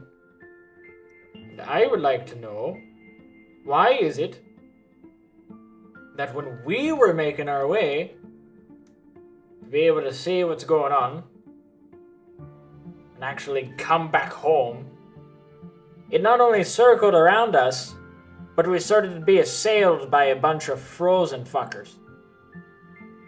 Oh, that's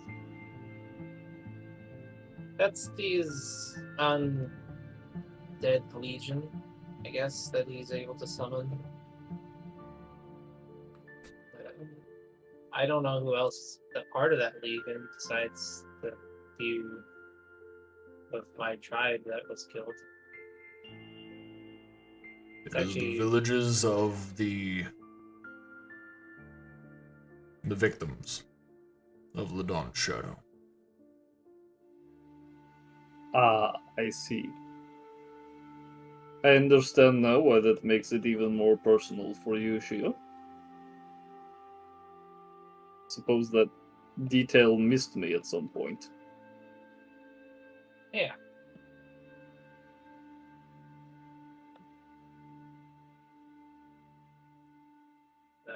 We need to prepare to protect the Respite and to potentially send out a proper hunting party. We had done so before and were ill prepared for it, but the only person that survived was Shio. And Gala, technically. Because of you, Gala survived. Yeah. Which is why I'm labeling you as the one that survived outright. I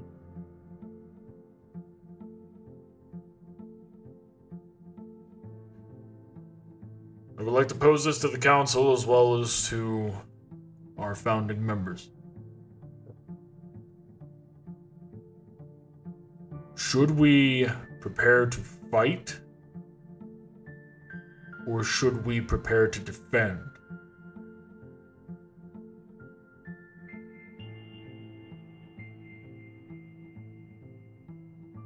I think at this time, the longer we wait, the more Ladon's shadow will amass as an army. And when that happens, we'll be overwhelmed. But I at would the same, say. yeah. Oh. Oh no, you Forgive go. me. Go on. No, you were fine. I would say defense, simply because I have no intention of fighting a giant dragon here on top of a town that we have worked so hard to build over so long. To see it all get squished under his feet would be stupid. So, it is to be expected, as based off of who we are, that we go out and fight Ladon.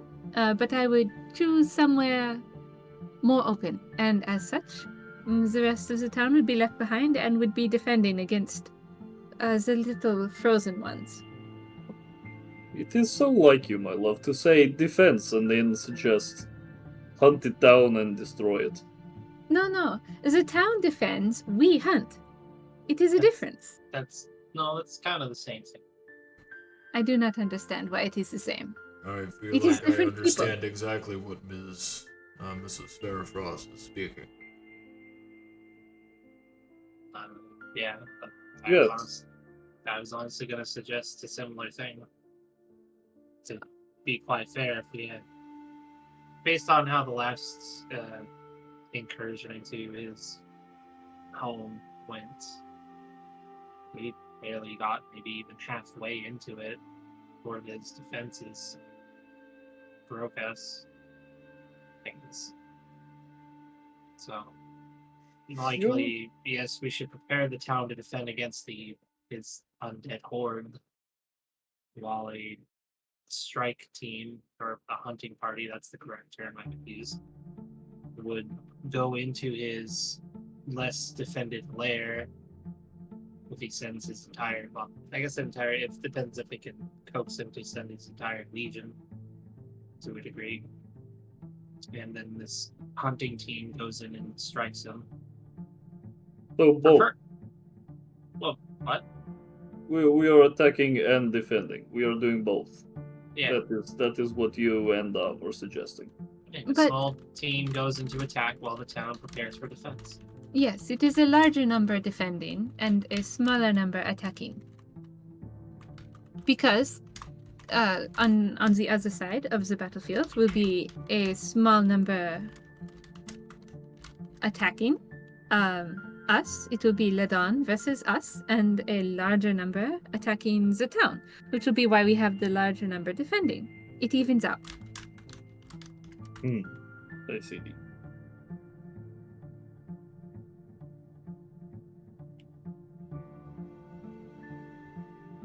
I mean, I've made sure the town's guard is properly armored at the very least. They all have proper weapons and proper armor.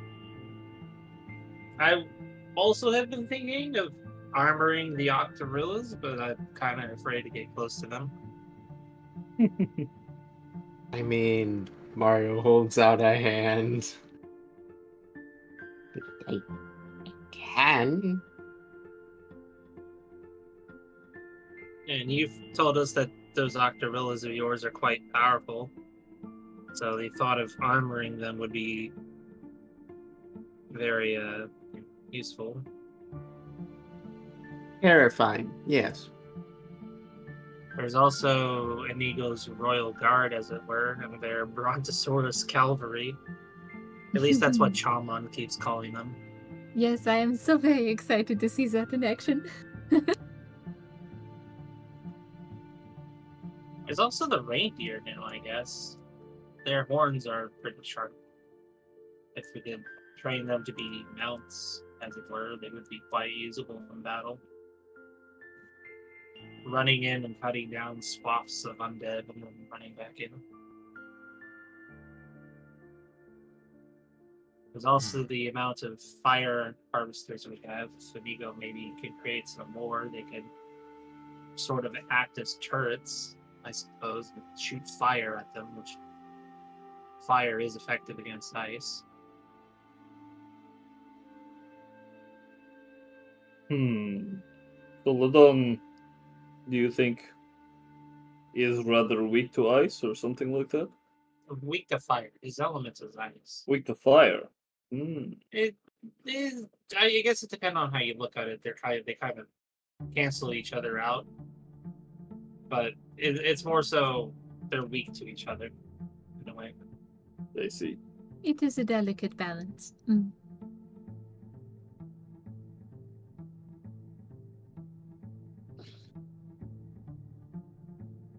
The Uri's growth could also summon up its own protections and have the literal ground around them start eating them up or something. Hell, Inigo's the Eder caps, if he were to allow them out of his dungeon, could just start coming up from underneath the ground and pulling some down and killing them. I mean, we have a lot of defenses if you really do think about it. It just all depends on how they're used. Which, when it comes to defense, would be left in the most likely the council's hands, as we were off being the hunting party. Yes. Is there anyone you suggest to go with us? That's a good question. I mean, the simple answer would just say Tovor, but I think having him stay here and protecting the town, having chosen protecting the town, is probably the smarter move. There is Yes. certainly a value there, yes. Does maybe Gada wish to have his hand at revenge? He probably would. Hey, Undead, how stonk is Gala now? Has he actually gained levels over throughout time, or is he just still level 3? He has gained levels. He has gained a total of, as I will roll for it, actually going to be rolling a d4. It will not explode. It's level 4. 1. He's level 4. Yeah, I would say he's equatable to. I would say about around the time we fought Minnesota. So not like. Not super useful now. Hmm. I give him 1 stability. He will never die. Well, to be fair, yeah, that was also tough. When we made our little incursion into his lair.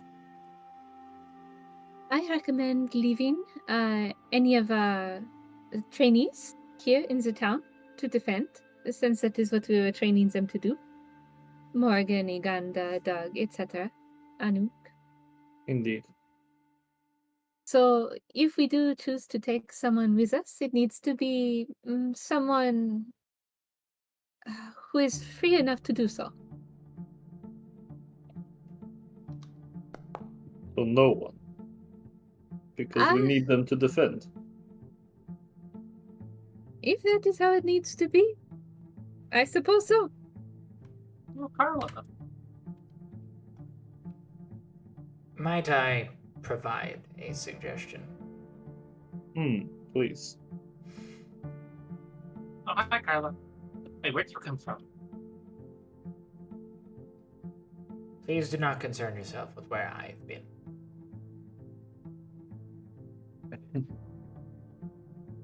So, of course, there is myself. I'm 7 seasons.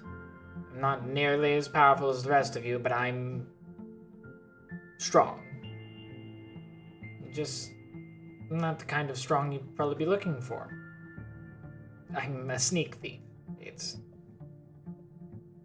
whatever. But You've been on quests with us before, so you know how we operate. I do. But there's myself.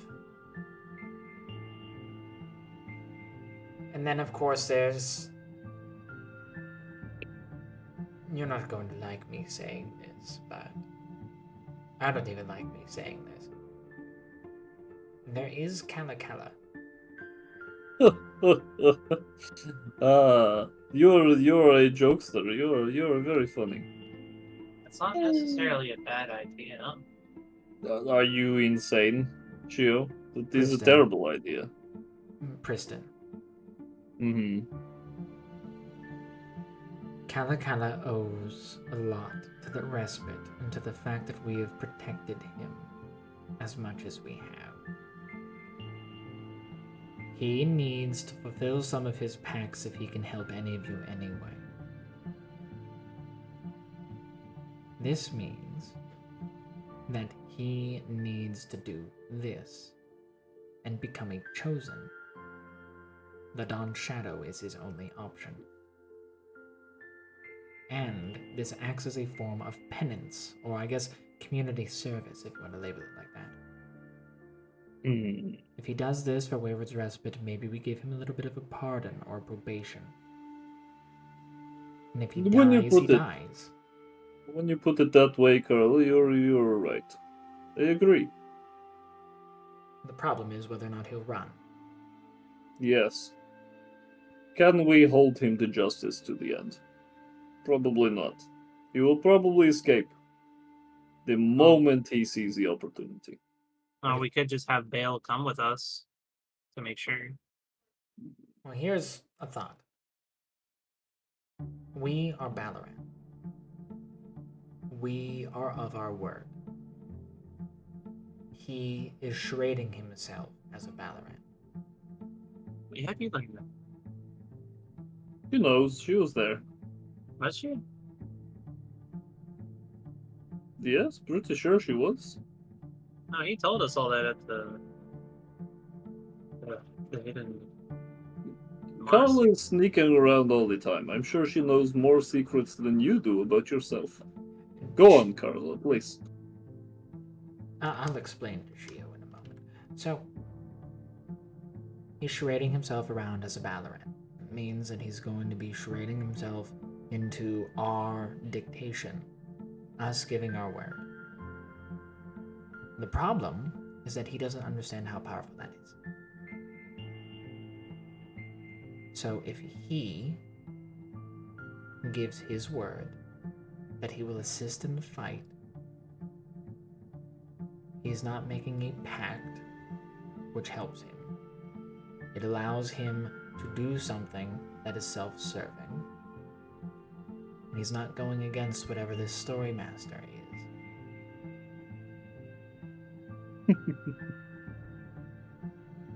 He's directly acting in line to a storyline that he apparently fabricated for himself.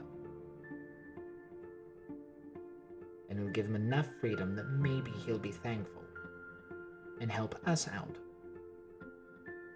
And if he dies, and nobody has to hear him talk.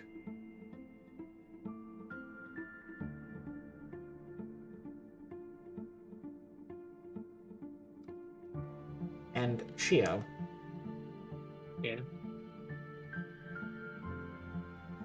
I'm happy that I prefaced this by stating that I was a sneak thief. And that Priston emphasized that you're all used to me being around. It's kind of difficult to pay attention to where I'm at when you're used to me being around.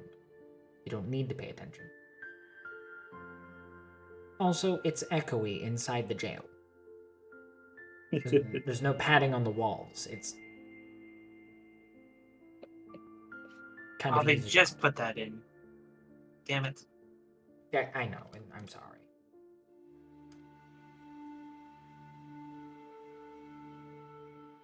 Regardless, those are options. And Bale is an option. He's an adventurer. This is what he does. It's his MO. Kalakala is certainly an option. I do not know how Torval feel about this idea. There's also that special migrant wave that came in. The one with the duck. Right. You can ask one of them to potentially join you to help. Mario, how is your wife today? Because they've gone... Who? They've trained and gone up by about 4 seasons based off of their prior interactions. They're as strong as me, if not stronger. Who? The girl, the moth. Hey, your wife, the one that lives in your house. What? Yeah, the one that lives in your house, Mario. Are you going to explain this to us one of these days? Oh, yes, I lock the door every night. She With breaks her in. in it. Oh, I see. You sure she breaks it? I mean, you've never called me to come repair your lock if that's the case. I have mending and stability. I don't need you for everything, Shio. Apparently you need them for locks, because, fuck, they keep breaking in. You Oh, think- listen, trust me, there was the one time they got stuck in the chimney. It was not a happy day trying to run. I don't know if they really need to break a lock to get in anymore. Look, I have stability, I have views. Most of the time, I usually just sleep them and then move them to a shed. That doesn't sound like a serial killer at all. You make that poor girl sleep in the shed, What? Mario. Mario. Mario, you have a responsibility to your wayward person that is he's- becoming your wayward person. He's being hyperbolic. It's a doghouse, actually. In any case, this person who has chosen you to be responsible for her, you should be taking care of your moth friend. What's that?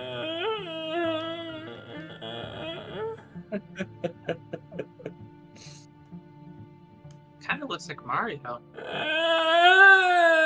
That thing looks nothing like Mario. What are you talking about? What the fuck is that? I mean, look at this. Just shh. Quiet.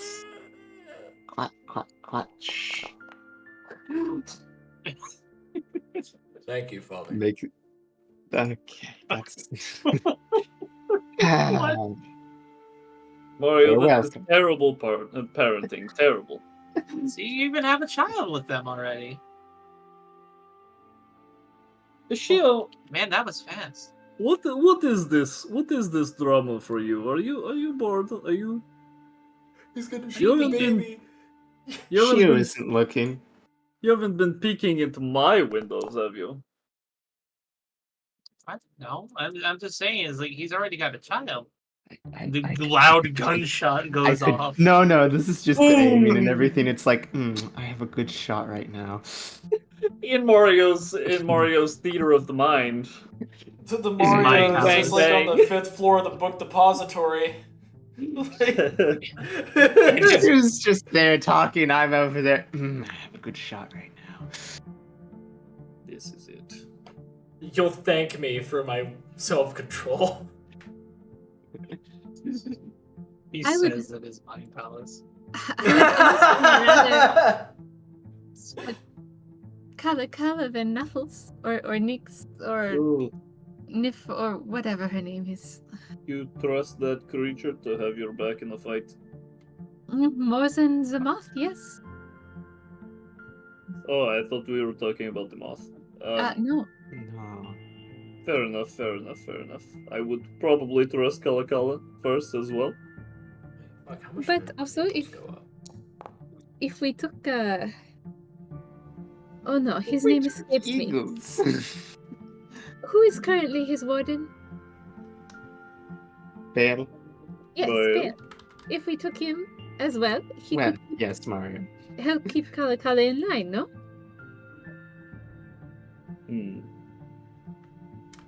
Yeah, you can- Sounds like two I unknown can- quantities instead of one. I have a way.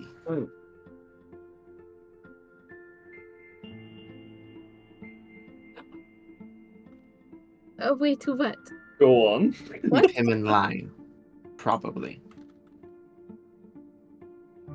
Oh, I do not like the way you said that. I think I know what you're talking about. I think I know.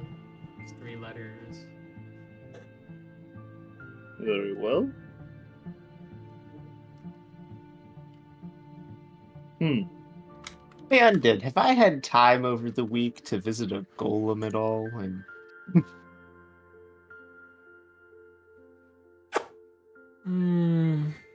add that to my holy symbol or anything? I mean, you had a week, so yeah, I would say yes. Okay. Oh, by the way, just so then everybody's aware, so there's a character limit on the name. So it is Cardinal Eagles, the Respite's Minstrel, but there are two titles. There are 2 titles after that: a Survivor of the False Light and Lord of the Tunnels. Wait. Oh yeah, and hold on, How because he made it freaking back long by is this himself. So, Guide. Oh, that's right. of He keeps adding names to himself. Waywards. Yeah, Guide of Waywards.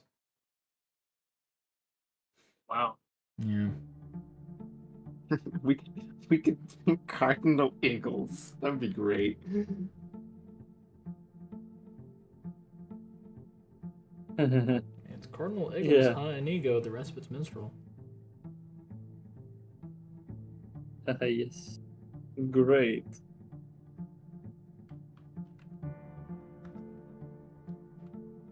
I do not know that Eagle's first introduction into the world should be battle. Oh my god, if you hover over him, it's so long. It's so long. It takes up a quarter. Hold on, you could fit like 3 people on both sides, and it would still have just his name. Cardinal Eagles, Inigo, the Respite Minstrel, Survivor, the False Light, Lord of the Tunnels, Guide of the Wayward. Oh my. Here's your problem. My problem. No, just the groups. Oh. Except for Dav. Technically, he's not so Dav's direct. problem. I was like, look, I have enough problems on my hand right now. I mean, okay, so Iggles is everyone's problem to deal with. He is Dav's terror. Oh boy. She Poor would Dav. probably rather fight a dragon than spend 5 minutes with Iggles. Mm-hmm. I would also not necessarily enjoy having eagles on my team fighting the dragon. Can you imagine if I got banged up enough to need healing and then there was looming spider With critter the harmony over- and shadow callings. It's... Oh Oh no. boy. We can go through the shadows and you'll be safe there. Oh my god. And then Dove is like, oh please, help me die faster. It's like, you dragon bitch, fucking kill me, please. Anything is better than this. I don't want to go to the shadows. I don't want to go to the shadow realm. I did do greater restoration for a reason on him. Yeah, so now his little stomach pocket's empty. Oh my god. They have stomach pockets? He said so. Oh. The editor caps in my Lucky. setting have a pocket in their stomach, and it's for stuff that they want to be able to regurgitate. It's a webbed pocket. And Lovely. if they regurgitate it, they can use it. If they want to digest it or just remove it in some actual, like just in a nutritious way, they push that little like pouch at the bottom of their stomach, they push that up and kind of push in, so then it goes into their stomach acid, and they just digest it that way. So yeah, they have a weird stomach pouch. They just kind of like go, do I need it? Yes. Do I not need it? No. And they just have a yes no That's button. lovely undead. That's great. That's very cool. Note to self, next campaign, play an Ettercap. Ha! I mean, Look, I'm playing a Kenku one. Editor caps are goobers, and I love them. It's just Iggles is weird. I love him. Don't say that about eagles. Where's my Iggles Yep. fan art? Where's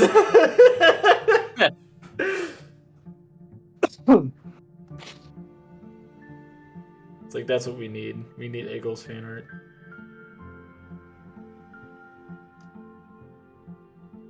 That question. I didn't see any of these messages.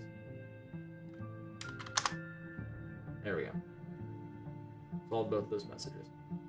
Yeah, just leveling her up in the meantime while we're talking. Nah, that'll be good. Well, as of right now, who would you want with you, if anyone at all, to fight Ladon Shadow whenever that comes about? Because so far it seems to be the general consensus of everyone to have people back for defense, and if y'all are going out as the quote-unquote hunting party, might as well do your part and maybe bring somebody along to I'm doing my part. I'm doing my part. I'm doing Well, I guess the question is, how many allies can we have ongoing in this hunting party? You were allowed to have up to 2 non-player characters enter. If those non-player characters were played by people, then you can have those people here. So let's go and say you chose Quackles. You can have Egg play them. If you chose where the fuck did I put him? Where's So Fernando's? Fernando's character? Yeah, bring in egg and bacon. Have the breakfast squad. God, no. The Breakfast Squad. Roberto, that's it. So you can bring in Roberto, Cry Clock, and Nyx. And it's like, you can have any of the people that are involved with those characters present for the game. And then, of course, there's technically, like, because you are allowed to involve Bacon. The problem is if you involve Bacon, you don't get any other allies besides him. And instant death is on the board. I have the very dangerous options that are available to me. Mm-hmm. Because Yeah, he can DM for higher level. Mm-hmm. No, please. Please. It's like, be happy that you're not level 10. The moment you're level 10 is the moment that I no longer have to answer your questions. Because the whole ruling of like, oh, well, you made it to level 10, that means you should know what you're doing by now, so all I will do is do clarifying questions on certain things in game, and everything else after that, like, it's like, hey, would I know this? And it's like, you'd have to roll. I can't tell you. So your character knows everything that you've rolled so far. Now you have to roll everything. That's what that turns to. And then you go and you hit then you hit the fun level of I get to lie to you, and well, that's great. Because my IRL group thought that I lied to them so much, and it's like I never lied to them once. The moment I told them that I'm allowed to lie to them, they just started to not believe me. Wow. Yeah, lying as a DM is not generally useful most of the time. It has its moments.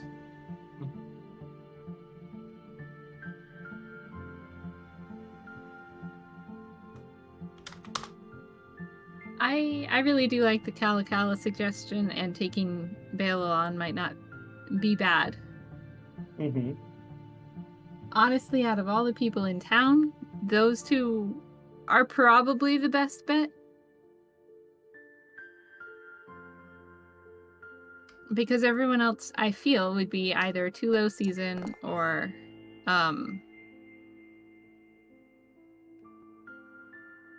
too, I don't know. My brain kind of went blank right there. Just keep in mind that Bale is level 15. Uh-huh. Well, maybe not. And he's a Forsaker, which means that you can't use any of your spells or spell-like abilities on him to help him. What's Kalakala's season, actually? Oh, Kalakala? Mm-hmm. He's level 11. But it's 2 levels higher than us. Kalakala being present as level 11 isn't going to make it to where, like, I can't answer your questions, but having level 15 does, move the goalposts a little bit. So maybe not Bale. If we picked other characters, not Tovlar, but if we picked other characters, would they be the same level as us, or would they be? They'd be level 1. Just like he said, for example, Nick's over here, who's now level 7. Everybody who's part of that one shot, such as Donford and Crackles over there in his shop, Fernando's character, because I can't remember their name, Roberto. and the other Roberto, and Crackle. Oh wait, Crackle. I can just look at it because I was a part of it. There it is. Yeah. Roberto, Crackle, Donford, and Crackles, Nick's. They're all level 7 now, so they're 2 levels below us at the current moment. Also, you're lucky, Mario. Summon Fae doesn't work on you. I was asked. You were asked? Son of a...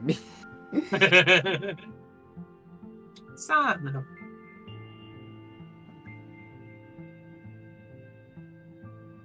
If you were to bring on anyone that does not have an actual NPC token, basically like, hey, I want to go and bring in 2 people, you can. It will operate off of the base D&D rules of any new characters that come into a party must be 2 levels below the party. Like party level. So you guys are level 9, so they'd be coming in at level 7. So basically, yeah, next to them. It's better to just do what we own. Speaking of which, the Epilogue Party, they operate off the same rules as us somewhat, so they get a new marker calling at 5th level.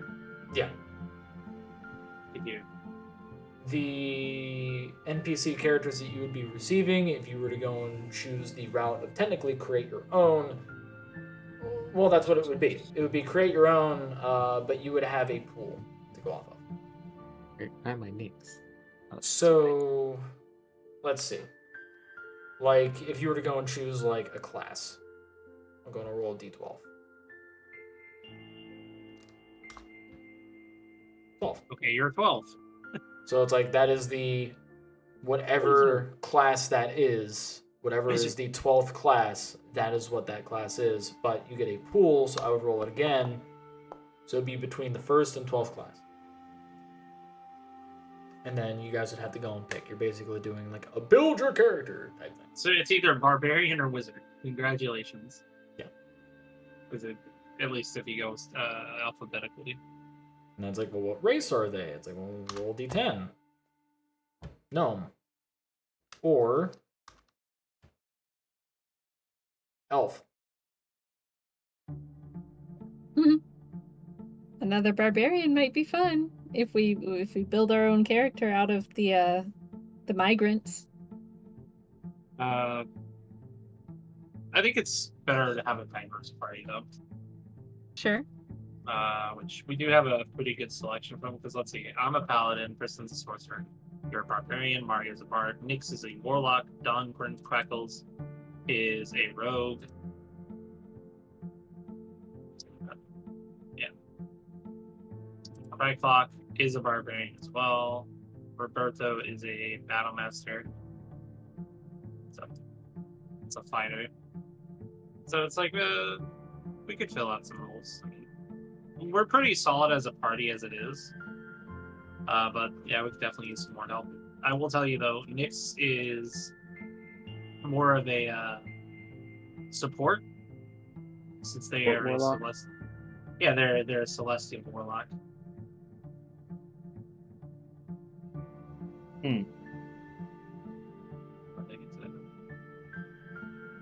They are tome of the book, so they get to brain. They have some extra spells and such.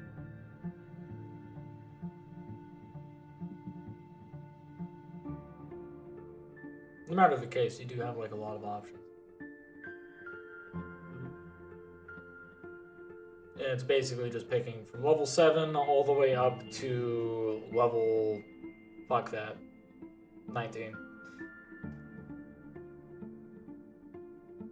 It would likely just result in us choosing level 7s at that point.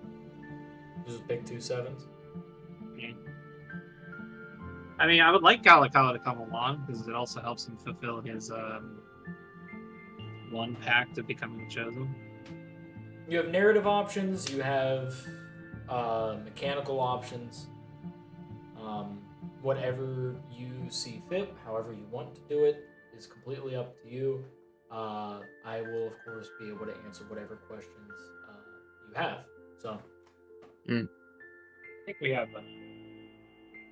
I definitely think, though, we have time, and I don't think we need to make this decision now. But now that we can just start getting the gears whirling, as it were. That's me.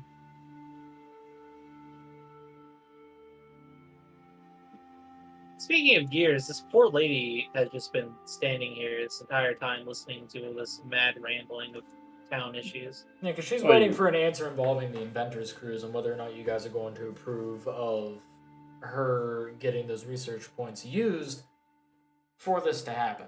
And, like, you know, Ugmok and the council have heard this, and they're wanting to go and come to a decision involving it.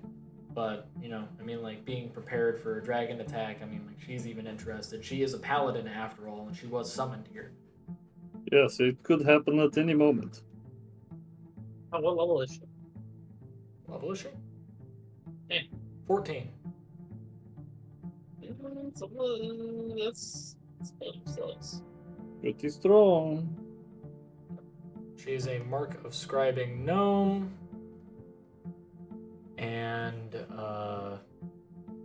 She is an oath of the open sea. I think if nothing else, the town would be very safe if we assigned her as one of the people to defend it. She is assigned to do that. Good. Yeah, It's but that's if we literally don't- what she was summoned for. Yeah, but that's if we don't send her. Well, I guess there's also the fact that even if she does go to the Inventor's Cruise, there's a possibility she doesn't get to stay. But still going there is pretty prestigious. You think it'd be prestigious to be kicked out? Shio, come on. I don't know, it's an honor or something. It's not much of an honor to get into a school and get kicked out immediately. If she's going, we would I want mean, her there was to a lot stay. of there's a lot of places back in my old village or old town that I couldn't get into, and so when I secretly you didn't hear that. We have 1,000 points of research. Yeah. My goodness.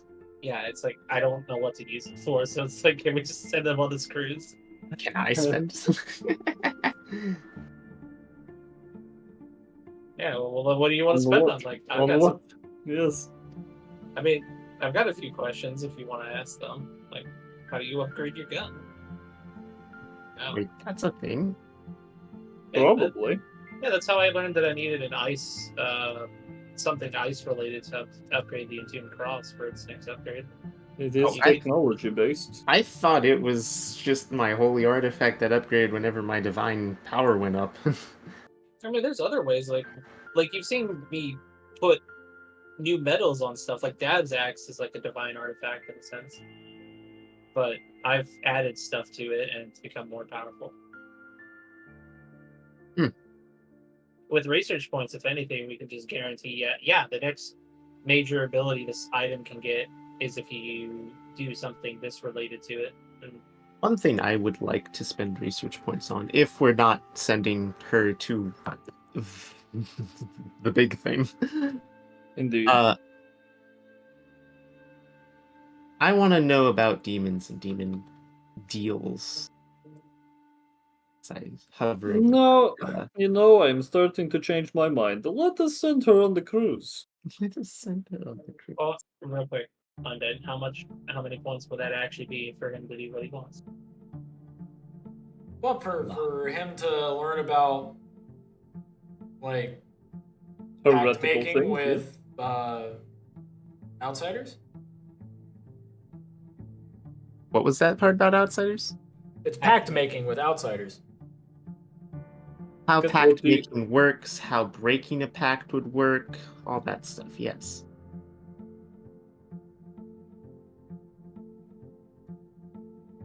Too fitty.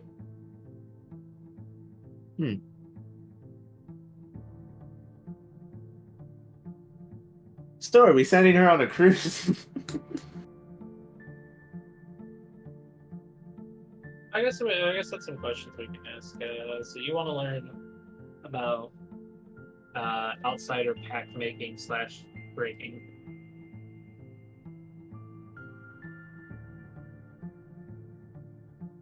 Which is 250.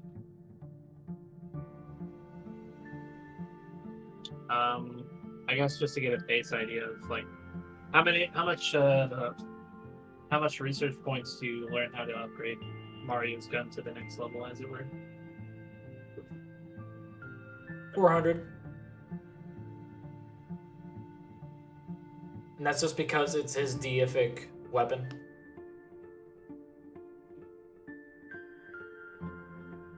How much to upgrade Dab's axe? Or to learn how to upgrade it, I suppose. 300.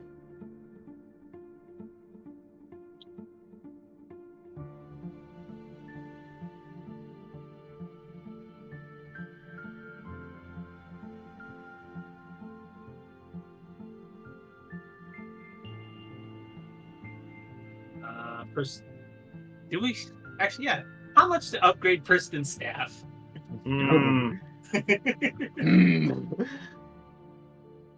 So, how many research points to upgrade? Or to learn how to upgrade Priston's staff? This isn't the prerogative that we're learning how what steps need to be taken to actually upgrade it. Like how Shio learned that she needed something ice related to upgrade the Entombed Cross.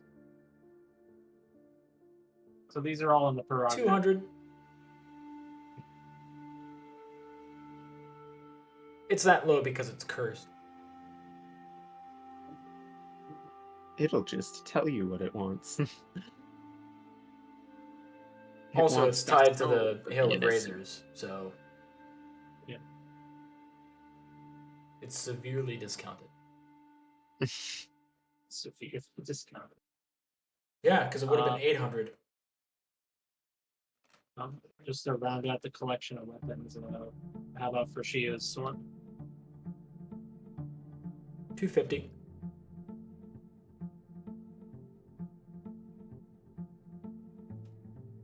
I like how I put Priston's staff, and I was like, wait, no, that's supposed to be a staff. Priston Dove. Priston's staff. So you said 250? Yeah, 250 for the Entombed Cross. Alright, well, here. There's some research topics. Now we actually have a reason if we want to actually send her on this cruise or not.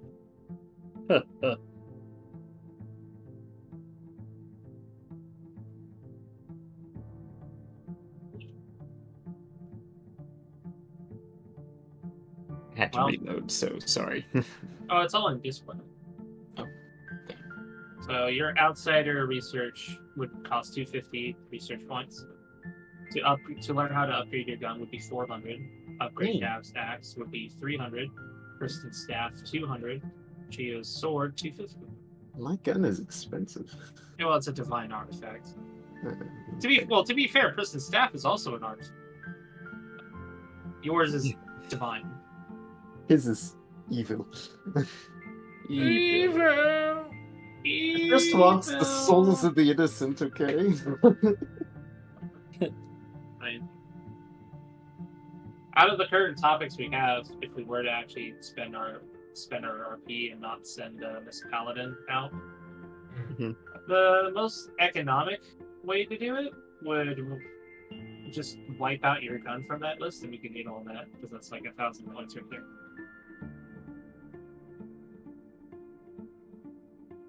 And it'd be nice. I would say it'd be nice to know since we beat the strike team. So we can always get 600 more RP to send her to known college.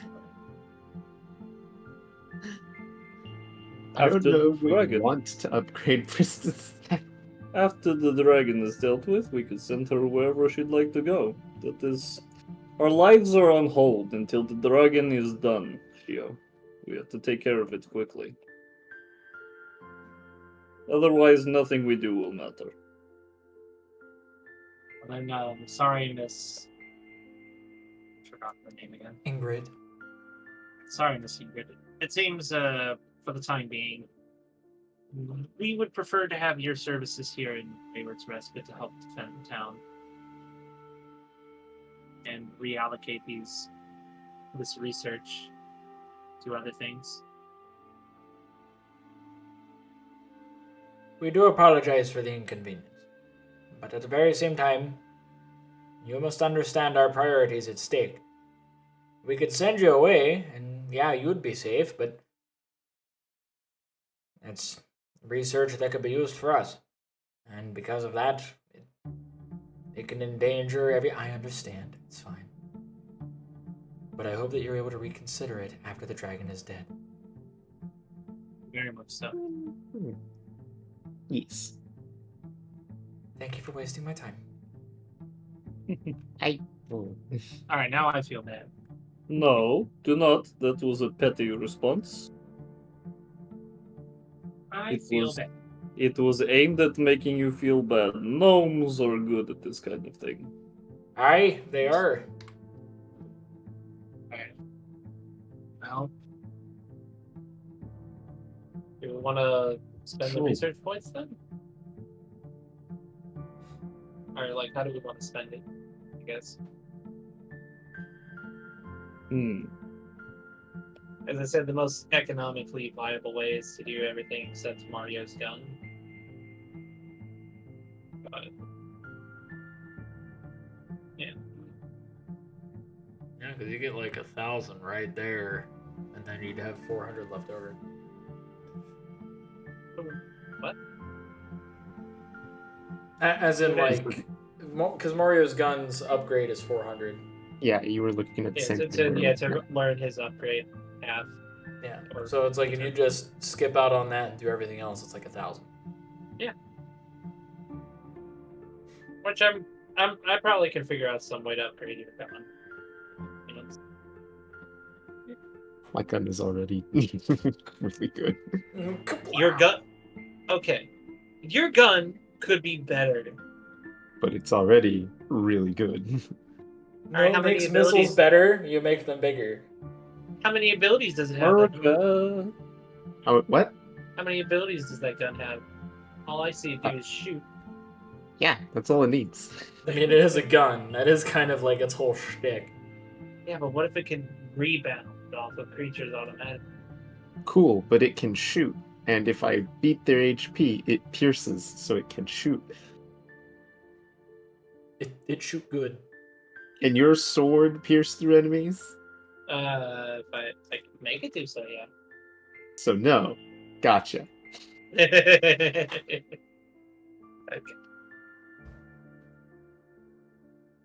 Well, I like how we've strayed off topic of, who are we gonna choose? But That that's is it. because Mario wants to research demon. Yeah, is everybody? I mean, yeah, is everybody okay with spending our research points on that? To be fair, we do generate quite a bit now, every week. Yes, I am approving of research such as it is. Though demons, why, Mario? It does sound Mar- like it could be harmful to the town. Mario looks at Priston. You've seen this look before. But it's Mhm. the I want to tell you, but I can't. Mario simply needs to do research in order to better understand what all is happening.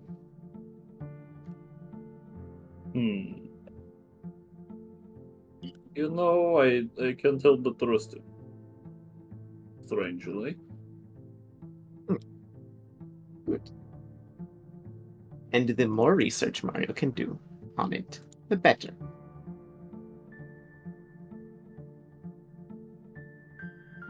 Very good. Yep, I'm good with it. Shio, unlock the points. What? I will ask. I will ask. Are you wanting to spend research points on your staff, Priston? No, of course not. Why would I? Are you insane? Can I borrow like an extra 100? For what? Just to put more into the outsider pact making breaking thing. I don't know if that actually does it. I know. But this is also undead. Wow, calling me out like that. Ha ha ha. Wow. I don't know if it Wow. does something, but it probably does. Ha ha ha. So All you did was like if you add an extra 100, it's just making it to where it's ready for the next bit. That's it. It's 100 going down the tree now. Oh, where's the tree then? Where's the next branch? I see how it is. Yeah. And you won't know the next branch until you pay for this one. Oh, okay. Well then I guess we'll start with this first branch. Okay. If you do look in our settlement pamphlet, there is a nice handy dandy research tab if you would like to put all your findings there. Okay. Mario will proceed to wander to the Tower of Priston. I'm about to head to the towers field trip. Thanks, Miss Frizzle. Bye. Hey, Come Liz on, Priston. Priston, come on, Dad. We're going on a field trip. I'm going to your man cave in order to study things. Oh, Bye. look at all these nice, nifty, magical things that I'm touching. I cannot let him do this. Please, do not touch the things. Wait, but Please, Priston, I am the man. put down the slippers at the door. Get your other boots off. And Put I the have to say slippers. this. I really loved when like Dav and Priston split up, and then Dav like circled back to follow behind him. But Priston, I am a man, takes off shoes.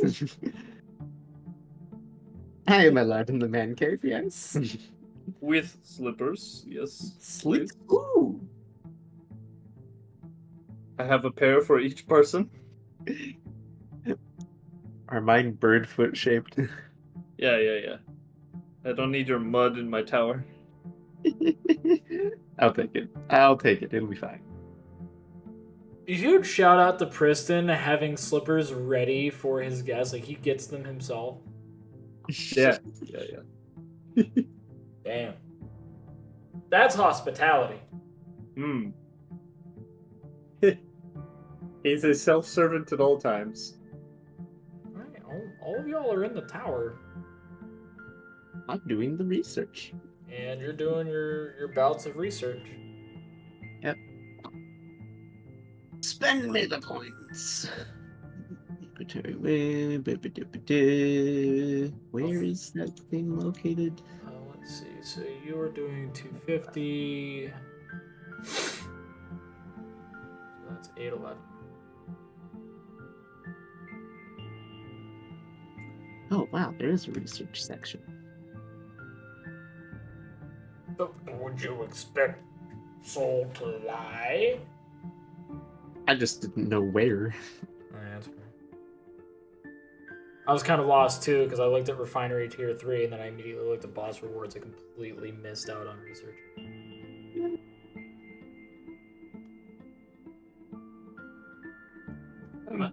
Day 6, Day 9, Week 6, Week 7, Week 14. Yeah, it's like it was progressive. It's like, oh hey, this on this day we researched this, on this day we researched that, and then we started going week by week. And so it's like, all right, it's better to go by week.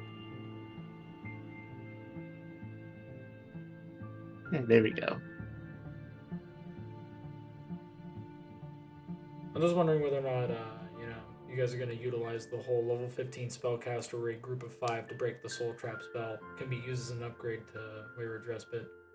Once a month, trap a soul to imbue a boon or awaken the drakes and they gain levels. Freeing the soul breaks the gem. You do have a level 15 spellcaster here. What? Oh, Tovalor. Because he's level 19.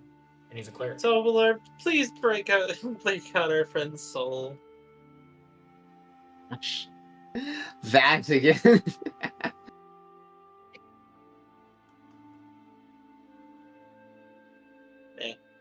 Alright, so. Research! Alright, outsider pact making and breaking. Hot diggity to the dog. So, researching this has given you the ability to, well, one, this is the ability for all of Wayward's Respite, so then people are aware of it, because this research isn't just for the party, but it's for everybody else. Outsider pact making and breaking makes it to where I am obligated to inform you of 3 repercussions that come from a pact.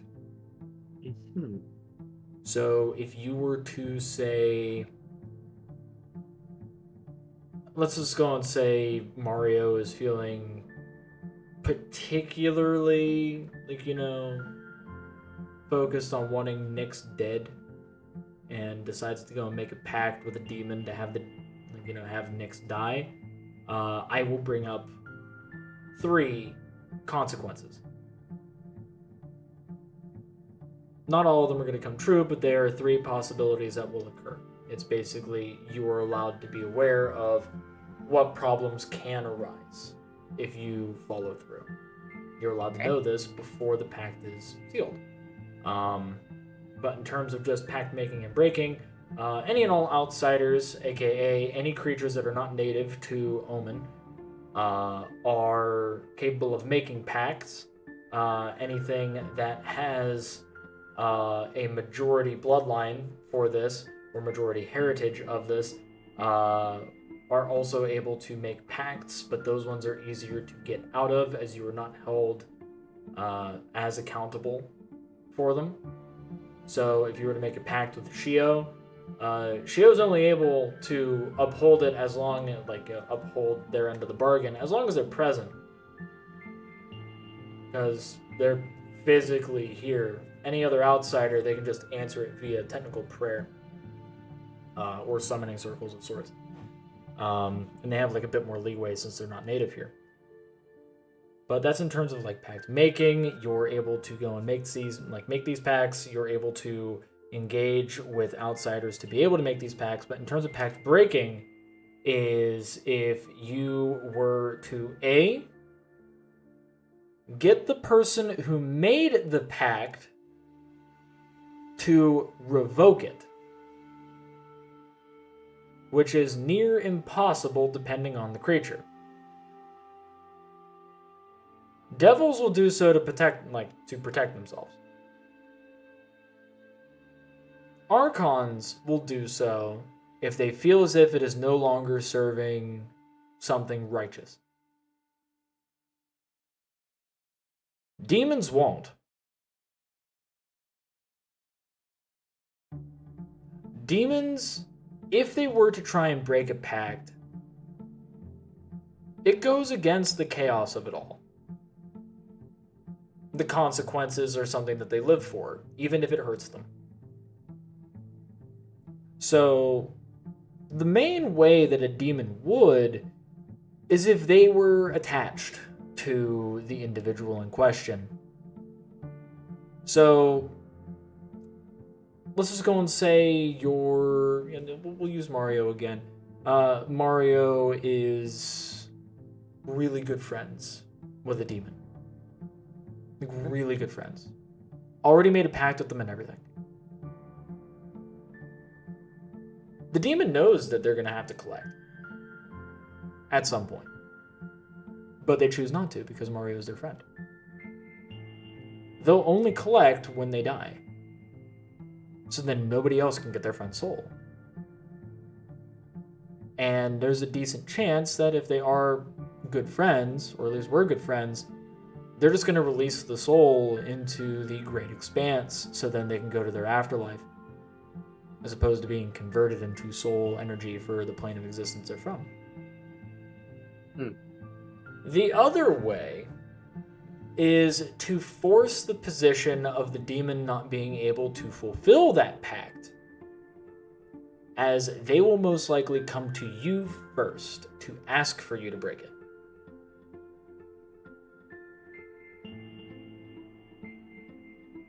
Of course, there are other outsiders, but the primary examples are those three. The fourth one is daemons, and daemons, you just have to double the price to break the pact, because daemons are mercenaries, and everyone hires them, angels included. So if you were to go to a daemon and ask how much they were charged to kill you, or to do whatever act that you just didn't want, and they say 5,000 gold, you can offer them 10,000 gold and they will drop the pact.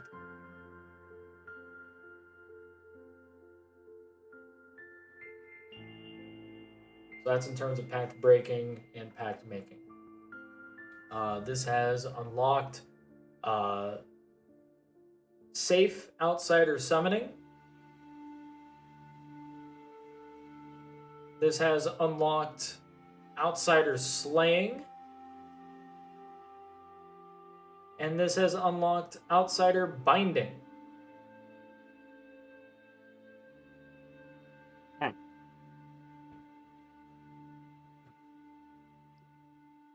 You get all that up, Marty? Yeah. Gave me a couple ideas.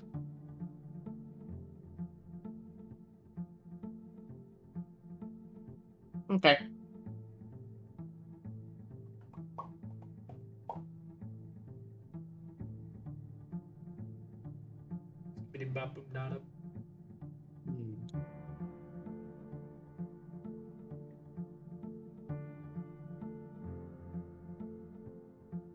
not So you said safe summoning, binding, and slaying? Yep. and sleep. That led to a different question in my head, which was more so, are pacts tied to... I understand, like, the concept of names and everything, right? Names, holding your word, your promise. Are the pacts tied to your name?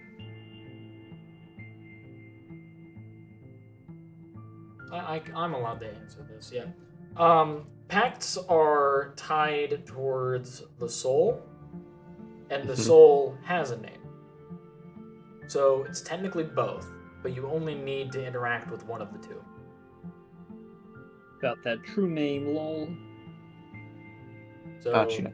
if someone has your true name, that's legitimately worst case scenario. You would rather your soul be affected than your true name, because if someone has your true name, you don't get saves. I do what I want, and you are at my complete and utter mercy. Because that's just how they work.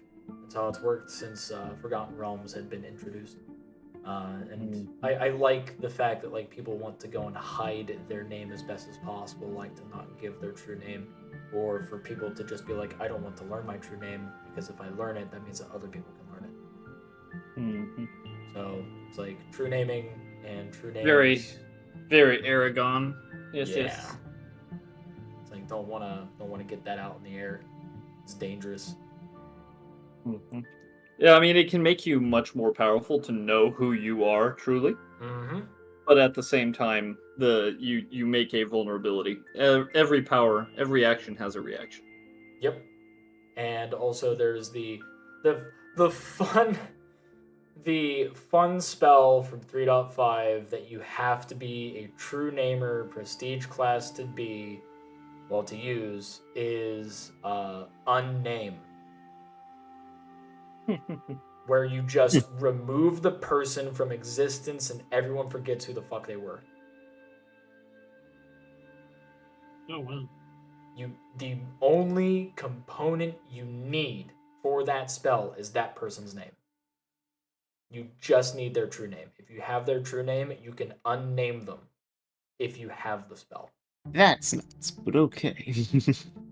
It's incredibly difficult to get a true name. That's why it's like you will never catch an outsider lacking when it comes towards that. They will go out of their way to skirt around giving their true name.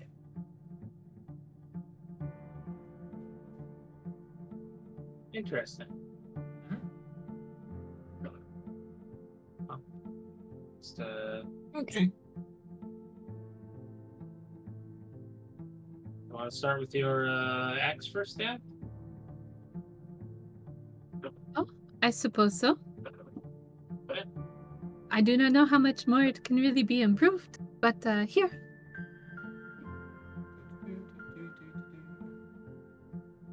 Let's look at that.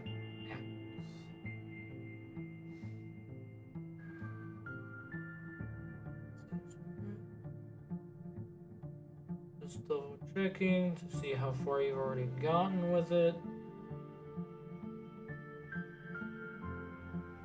Okay. So let's see here. That is 300. On the 511.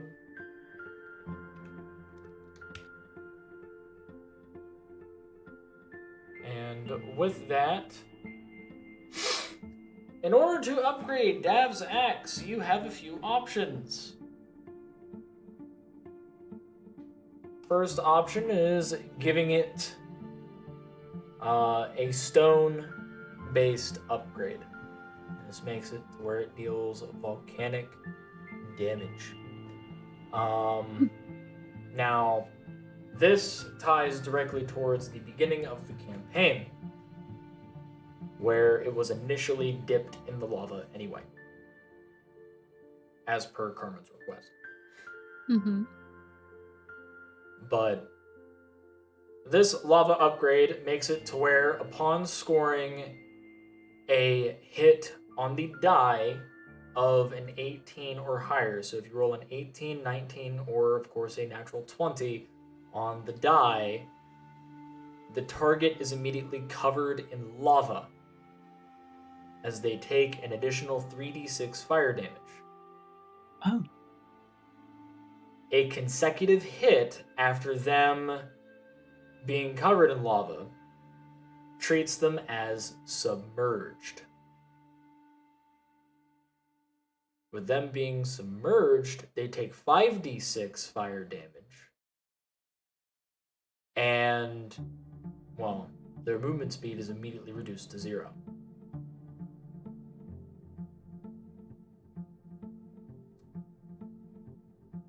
The next upgrade path that can be taken is Flash Freeze. The axe gains frost-like properties that seal the fire inside. This is a combination of Sarah and Carmen. And with that, it allows on a roll on the die of an 18, 19, or natural 20 to explode. The axe will be fine, same with the wielder, but the person getting hit and anybody that is within a cone in front of, aka the 3 squares in front of Dav, are immediately knocked back 1 space. If the individual is killed, then they are launched a number of feet equal to half of Dav's movement speed. If they collide into a creature, Jesus. then that creature takes a number of d6 equal to the number of squares they've moved.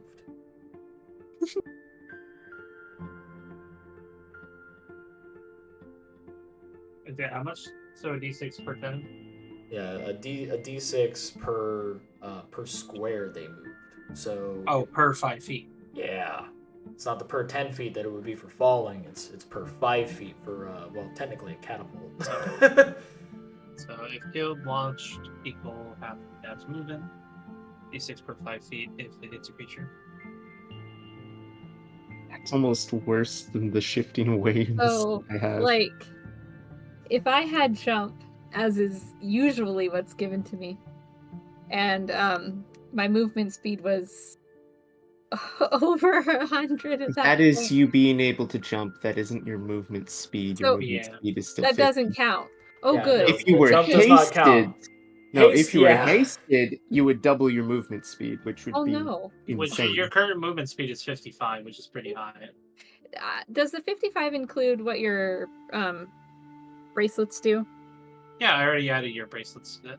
Okay, cool. So that's still an awful far way for someone to get knocked backwards. Hunted? That's basically Yeah. 30 feet. So Hunted. It's like Skyrim Ragdoll, like the giant just came up and bopped you and you're flying. Yes. Get hunted. Yes, it is. Oh my goodness. Okay. Anything else, or are those the only two I have to choose between? the third one is tragic, so that is something that I will mention to keep in mind.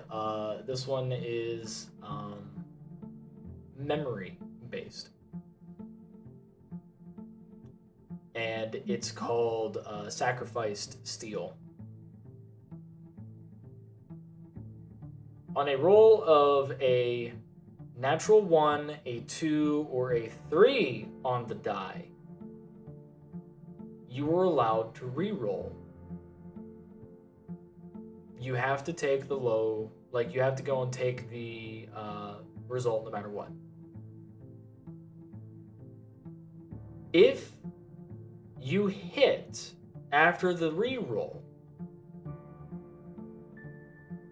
the creature that you are attacking has advantage on one ally of your choice. If you choose yourself, they deal double damage and your AC is treated as 10. Huh. If you choose an ally, they are dealt double damage and their AC is treated as 10. So it's whoever's chosen. Yep.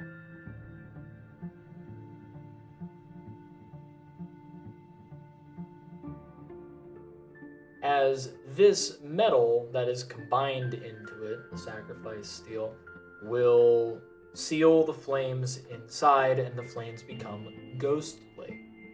As Carmen did die and was brought back by Sarah. Huh. She erupted in flame, killing something that killed some of her friends. Uh-huh. And it was a burst of anger from her.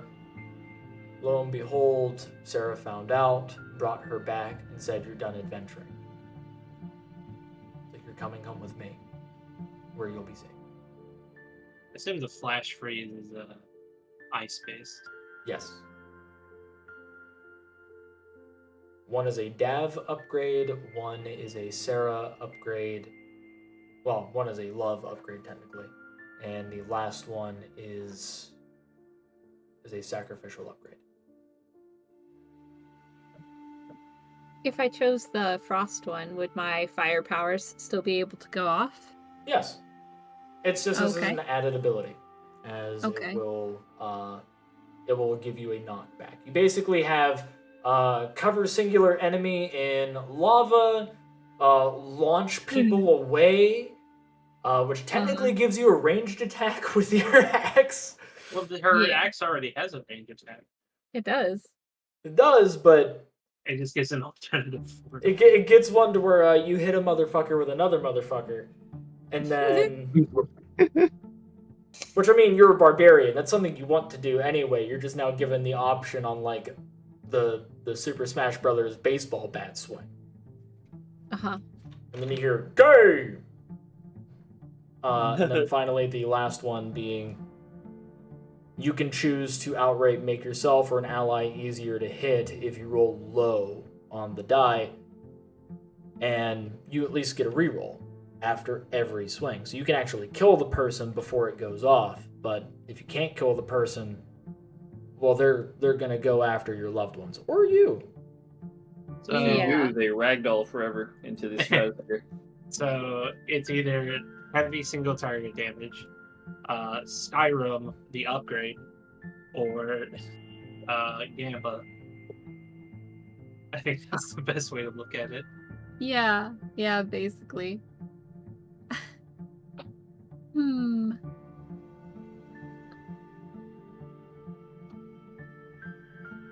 So, one more question, I guess. If I chose the flash freeze, would it make a kind of sort of frozen dragon enemy no longer susceptible to my damage type necessarily?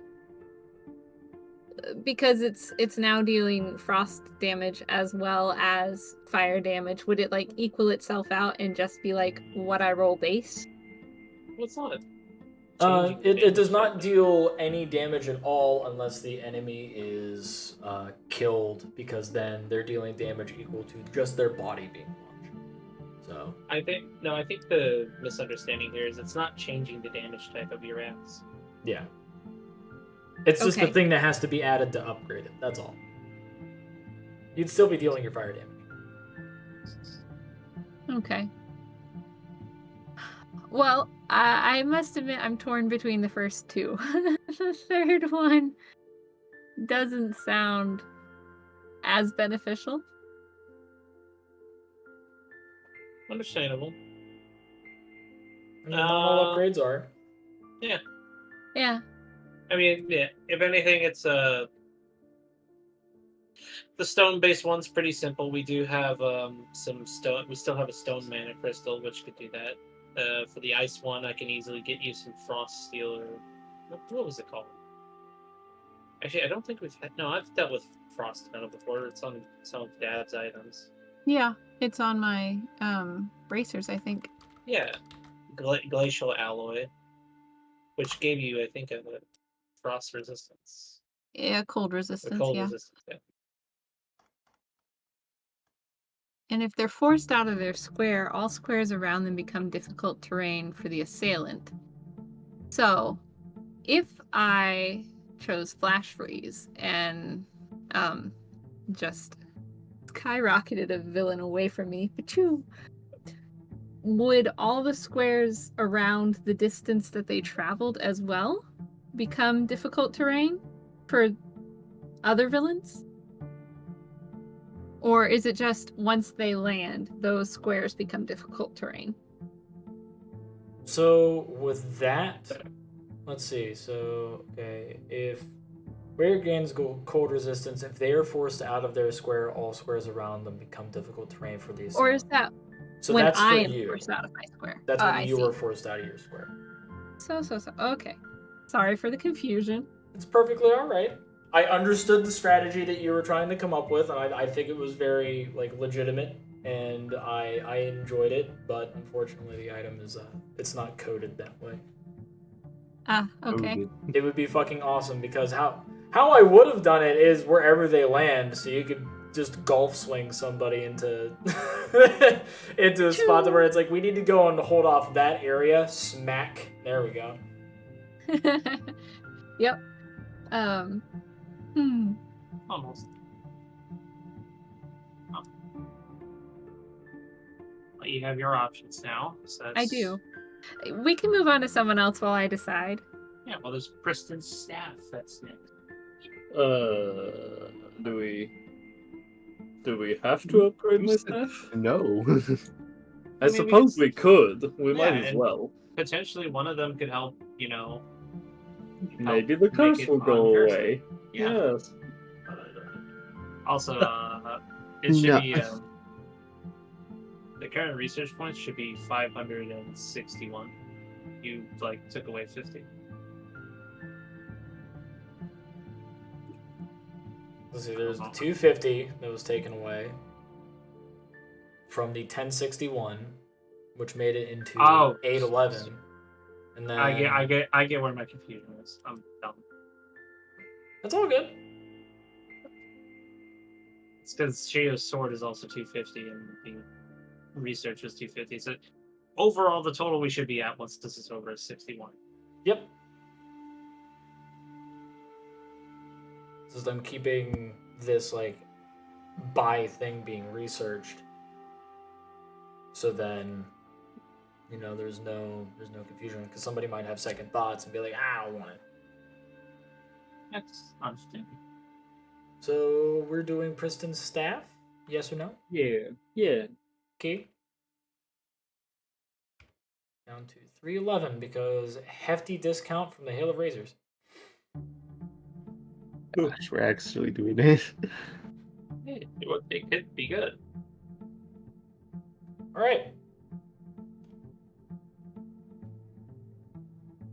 Priston, can you pick 5 numbers? Yeah. Let's see. Out of 100. Out of 100? Okay. 14, 6, 82,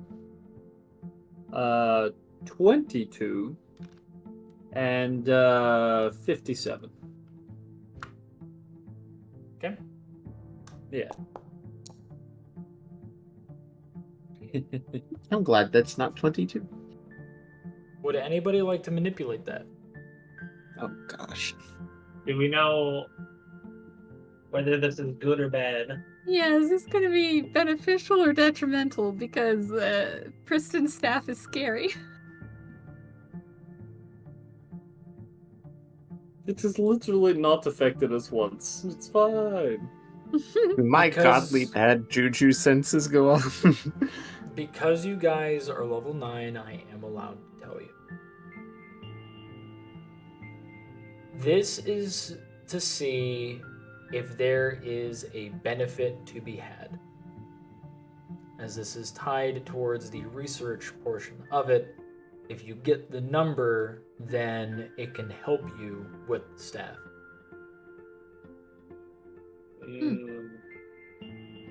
If you don't get the number, then it's not that the research points are wasted, but you're not going to get much in terms of upgrade material, technically.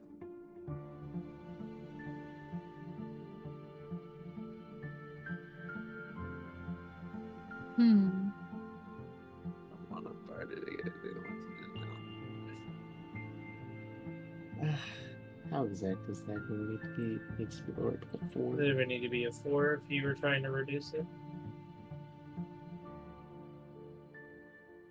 I mean, I do have a free reroll if you want to reroll it. I think I can use it on that. Can I? Yeah. You can. Yeah, my sword can make that reroll, right? But if we reroll the entire thing, we could be much further away than what we are now from a number. Yeah, that's true. I just rolled in private just to go and see. Okay.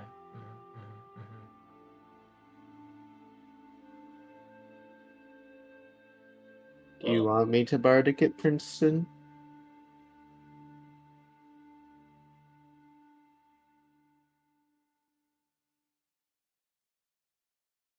I'll leave that to you. Sure. Alright. You think it'll help? I can give it a shot. What is it? 1 in 8 chance that I can roll a 4. I've had worse odds. Wow. You're welcome. Wow. He did it. Son of a bitch, he did it. He did it. I'm proud. I'm hella proud.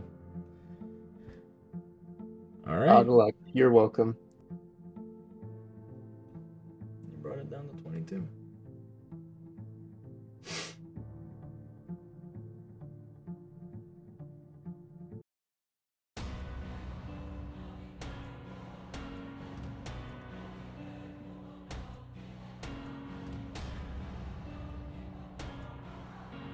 I'm just gonna let this set in real quick. You said beneficial. You Good. Oh, the lord, the player is not here. Can't lie to us. You're right. I can't lie to you. I also didn't say this would be beneficial. It did not. I said that you'll receive better options. But nonetheless, this, because I can't lie, this is actually going to be beneficial for you guys. So the music stays though. As you're bringing in the research points, get this figured out. As you're within the wizard tower, the staff begins to pulsate. Priston, you actually feel every bit of bone in your body vibrate at different frequencies to such a degree that your heart's rhythm begins to fall out of rhythm.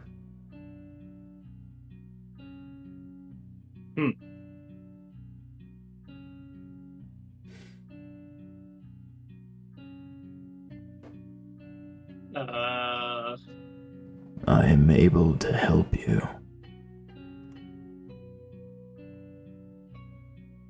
Allow me to aid you.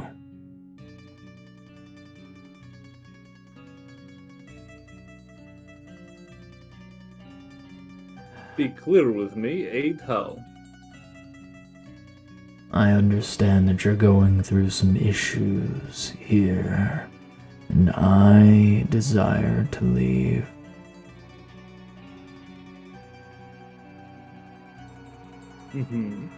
Go on. I am able to provide aid to you. Not like a god would, not like a patron, but an ally.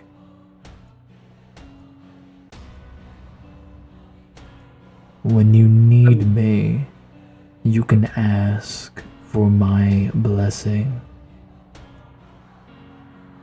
and I will grant you whatever you ask within reason, within my power, and within my vision.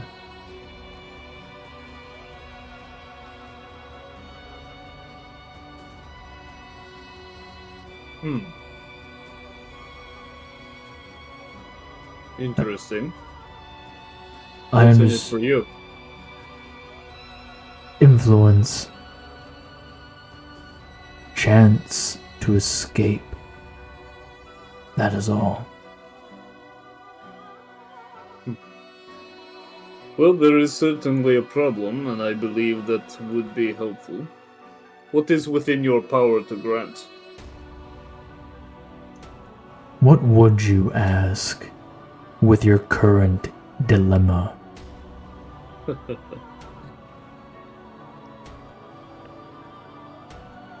Can you make a dragon cease to exist? I can. But within my power, I'd only be able to give you a tool, a weapon that can aid in it greatly.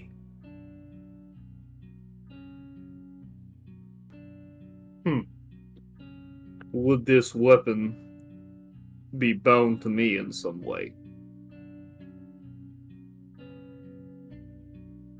The weapon would be bound to you, and if you were to fall, it would go away, but it doesn't mean that weapon cannot be given to someone else. And they would not suffer ill effects from it if you were that concerned. That is my concern. I appreciate your assuasion of my fears in this context. You have empathy where I do not. Sometimes. But I like how direct you are. This is good for me. I'll take it.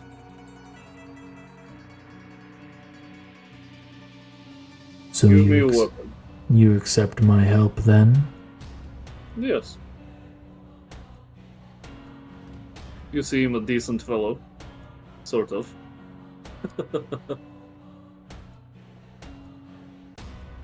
Good. But there's no point in you receiving a weapon if you're not using it yet. Ask for it when you need it. I shall.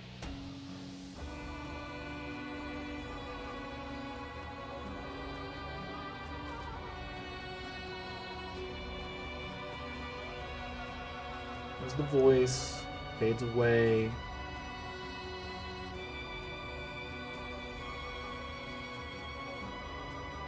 you realize that the staff has changed in your hand.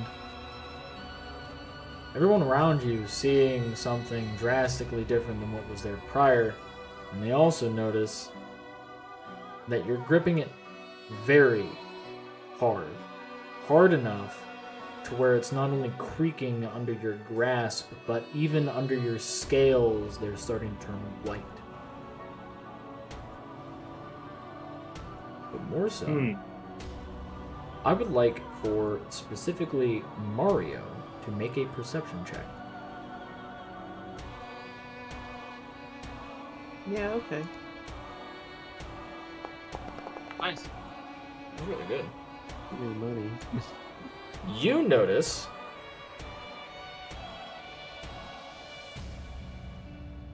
that on his bone leg there are etchings. Etchings of 4 lords. And one of them is glowing.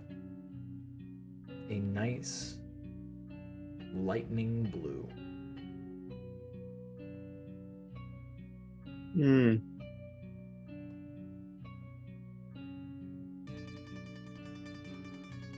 also notice that like all of you do notice that the staff in Priston's hand has changed. It's no longer a staff. It is not a wand. It is not a tome. It is now a bracer. And and on the back of his hand is, on the back of his hand is what used to adorn the top. That malformed bit of scepter. Now adorning the back and weighing his hand down ever so slightly. Not cumbersome enough to cause his spells to fail, but a present weight to remind him of what he agreed to, or at least agreed to allow.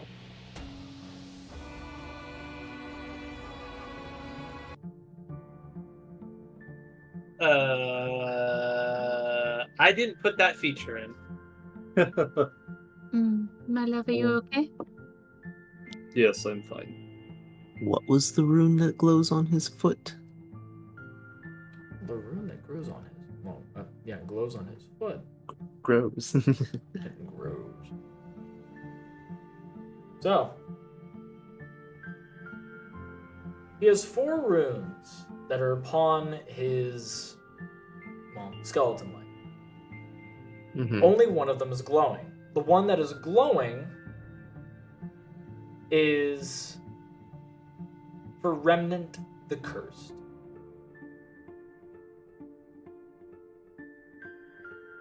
The creature that is bound, not within the staff, but is well aware of what's in the staff and pays attention and has its chance to escape. Remnant, funnily enough, is more willing to help because you researched into it. So here's where this comes in.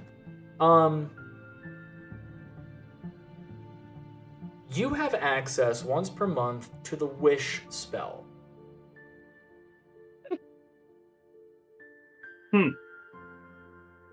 Remnant will grant that wish within his power. The stipulation has been set that no matter what, the people that you care about will not be harmed as a direct result of your wishes.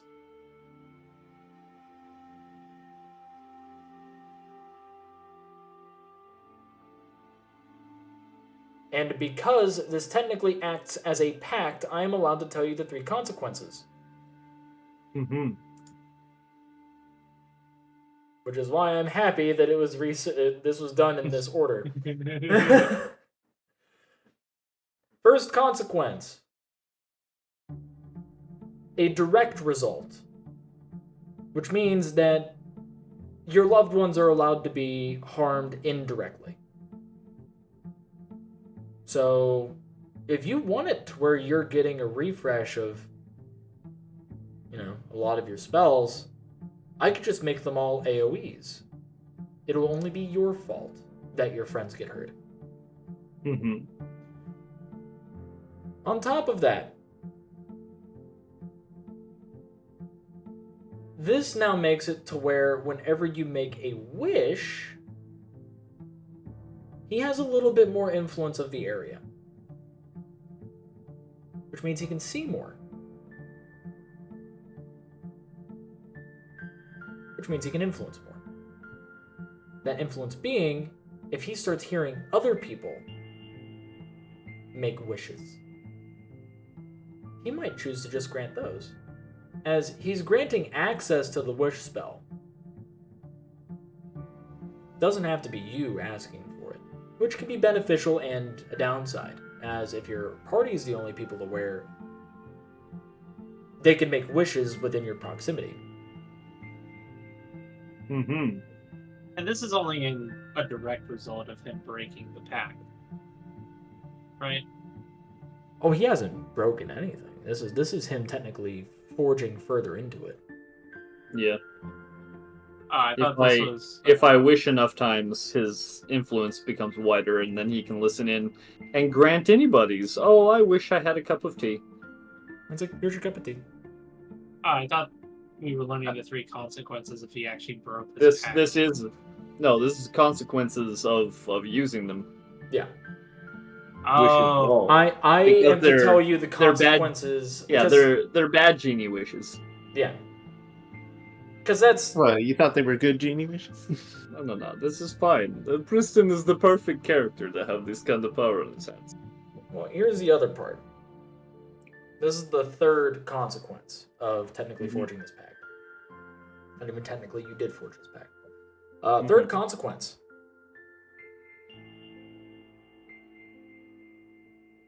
If it is serving him, like if it is directly serving Remnant's motives, he will not mess with the wish.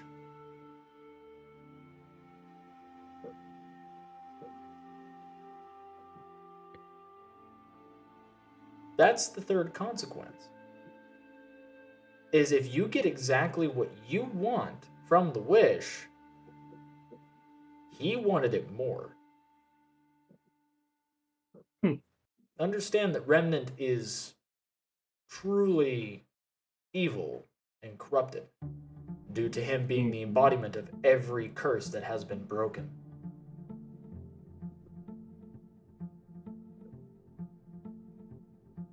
Mm-hmm.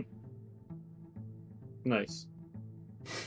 So, your staff has already been upgraded. The Shard of the Hail is now a bracer as opposed to a weapon. But it is still able to use its prior abilities, so you're fine on that. no. You now have a hand free, which is nice. It's a gauntlet. Yeah. He has the Infinity Gauntlet. I have an Infinity Gauntlet, kind of, sort of. It's okay. Perfectly balanced, It's good. as all things should be. Reality is how I make it. Good.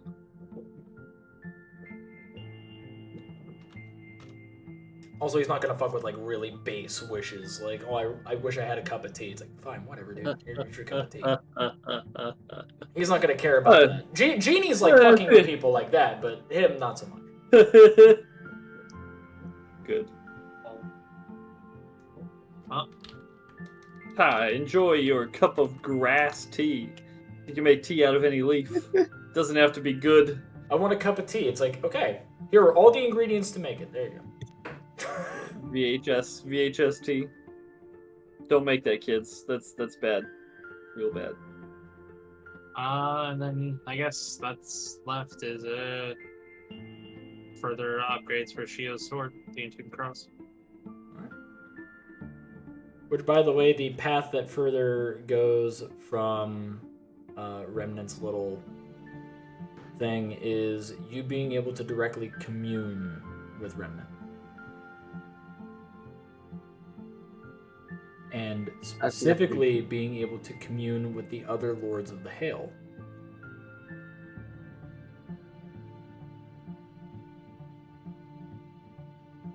I mean, with my little ritual learning thing earlier, you could probably already do that. Master of the Four Lords. Master of all four Lords. Piercing, slashing, bludgeoning, and curse. Yes. Everything changed when the Cursed Nation attacked. But Priston yet more illusion. Fair frost. When the world needed him most, he vanished. He vanished. He went to go be a missionary to Podunkville. What was his name of the place? Bug floss. Bug floss. Right? Bog. Bog. Sorry. Bug dental floss. Yes, good. I'm gonna have to rename it to Podunkville. Like, as my first action as mayor of Bogfloss, I am going to rename my first galactic empire. are you like Invader Zimming into the Yes. Bogfloss? Let it be known, Bogfloss, that we will never extend beyond a 500-foot radius. It will be small forever. surrounded by farmland for miles, and that way we will keep it small. And don't tell the people over in Wayward's Respite, that this is what I wanted. They can make their town as big as they want. I will keep Bugflass. It's fine. Priston has They always thought wanted to live in a Thorpe, and he just refuses to tell anybody. They thought I was being selfless. Oh, gosh.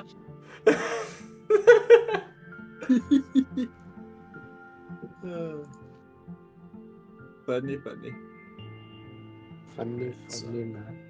Shio sword upgrade this time to figure out the upgrade Yeah. path. We got Yeah. 61 then. I guess Alright. the next along the line, but yeah. Next on the line. Alright. So, these ones all outright have names paired. Bathed in Flame.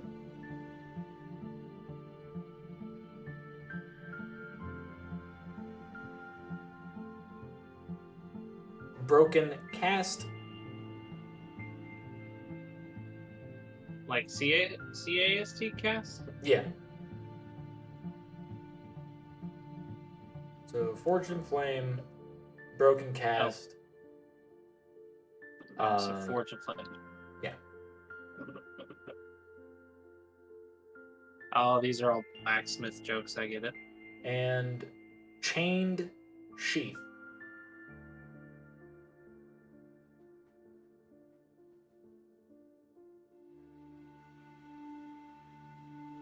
Forged in Flame. Alright. This receives. This receives the blessing of Uganda.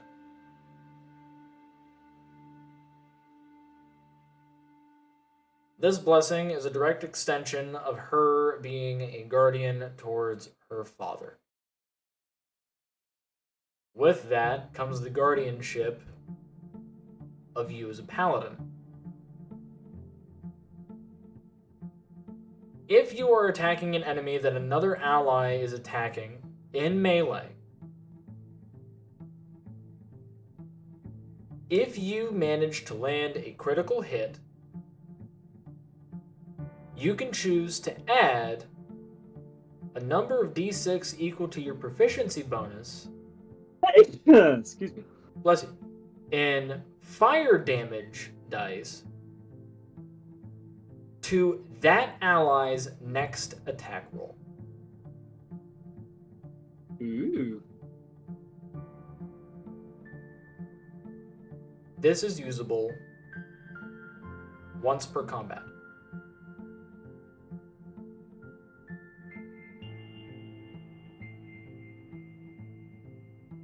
I'm trying to abbreviate it.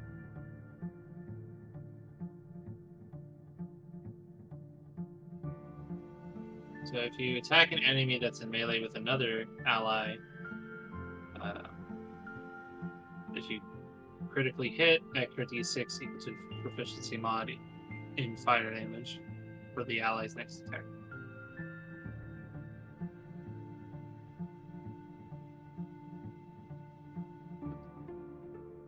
And it is usable once per combat. And something that can be technically used as a specification here, it does not mean that that ally has to attack that enemy. You just had to both be attacking that enemy at the same time. So their next attack can be on anyone else. It will get, like, your proficiency bonus in d6 of fire damage. Yeah, ally's next attack roll. Or a next attack, yeah. Doesn't necessarily specify.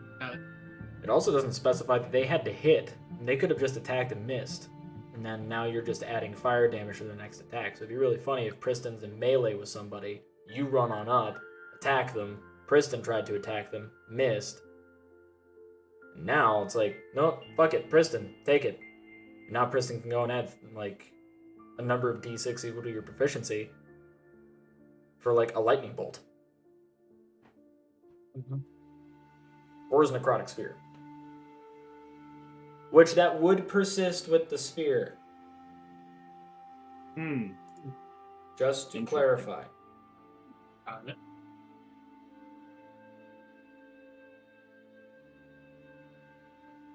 Broken Cast. This one I have a feeling you may outright pick. We'll see. Broken Cast. Any time that you roll a natural 1 or miss an attack by 5 or more, your next attack roll is at advantage. Broken Cast is tied towards your tribe, as they are broken.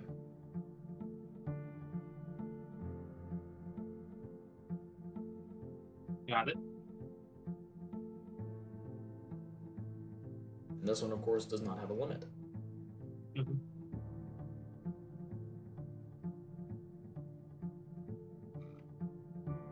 Finally, Chained Sheath.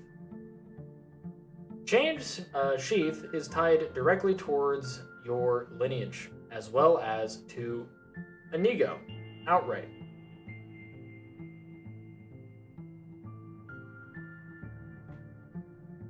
You are able... Hold on, where's your fucking ability? Yeah. That's what it is.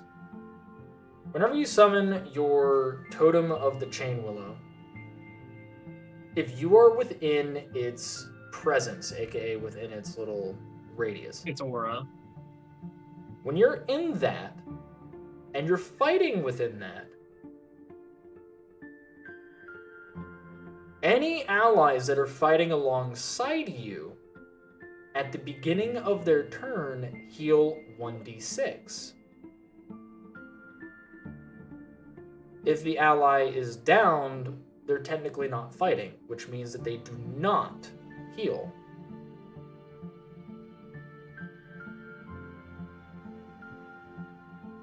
If you down an enemy, however, while you are standing in here, you can choose an ally that you can see. That ally heals 3d6.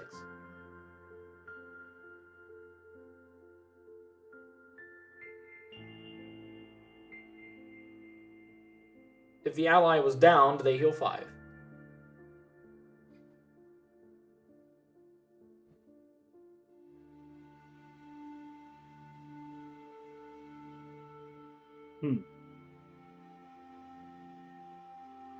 So, whenever your Totem of the Chain Wheel is out, when you're within its aura, and the ally is also within the aura, they regain 1d6 HP.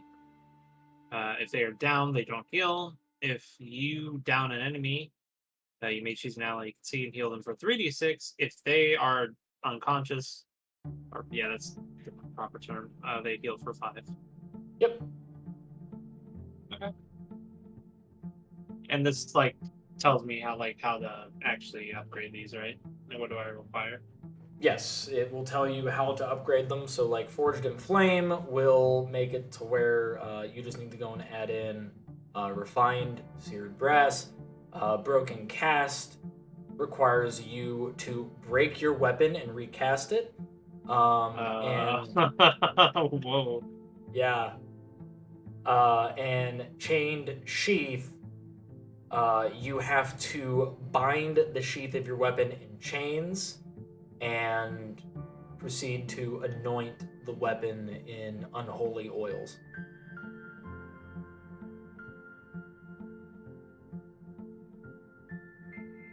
Unholy oils. Devils.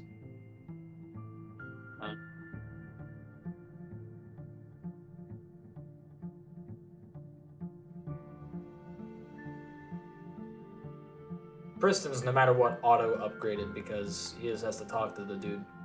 Yeah. And then for dab, something stone, ice, or memory based for all those. So typically the metals then. Yep. That just requires the stone, ice, or memory metals, and then of course there's just outright learning information, which you just outright get that. Forbidden knowledge, some would say.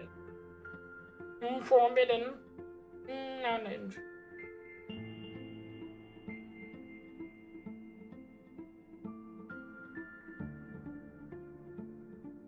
Oh, it'd be 5d6 is what that would be. Oh, 5d6. Yeah. Okay, not just straight. Okay. I thought it was just straight 5 HP. Nah, it's just outright like if they were downed, then they heal for 5d6. So it's very like all three of them are very beneficial. One of them is a bit more nuanced, but at least it's ally focused. Mhm. And because crits are so rare to land anyway, it's like okay, it's not that big of a deal, so to speak. But Broken Cast and Chained Sheath are really good because Chained Sheath helps with healing, and Broken Cast at least makes it to where your misses at least turn into a little bit of benefit. It is a pretty powerful one, but I don't think I could necessarily reforge my weapon at this point. I mean, all the smithing I've done has been pretty ramshackle because we don't have an actual blacksmith for me to operate on. Which I would assume I would need to actually do that.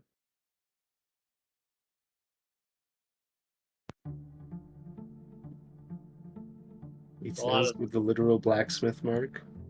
Well, okay, yes, I have the blacksmith mark, which I would say is the whole reason I'm even able to do any actual work in the first place. Is it's mainly me using that to do all that in a ramshackled way.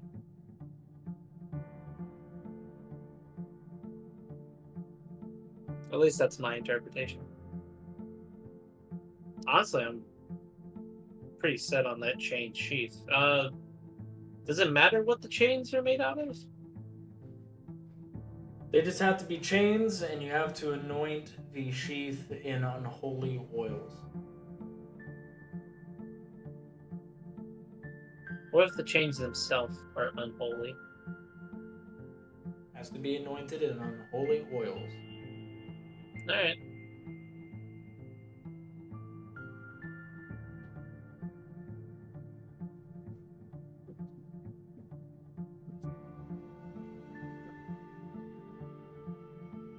Well, Dad, have you decided what you want?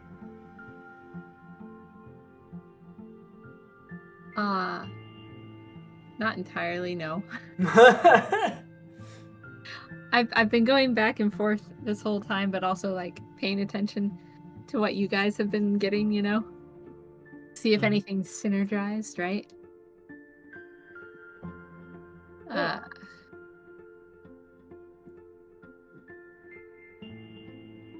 The only thing I could see that might be a little bit of an issue is if I chose something like Flash Freeze, then assuming I one-hit kill like I do with most of the bills that we meet, right?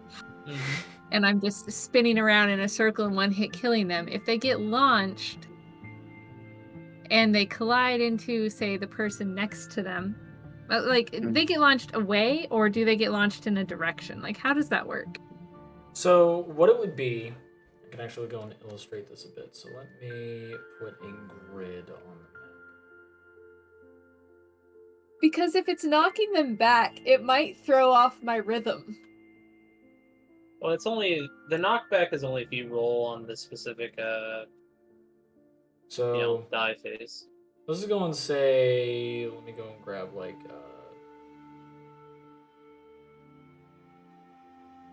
there we go. Okay. The snowman. No, Alright. not the snowman. And friend.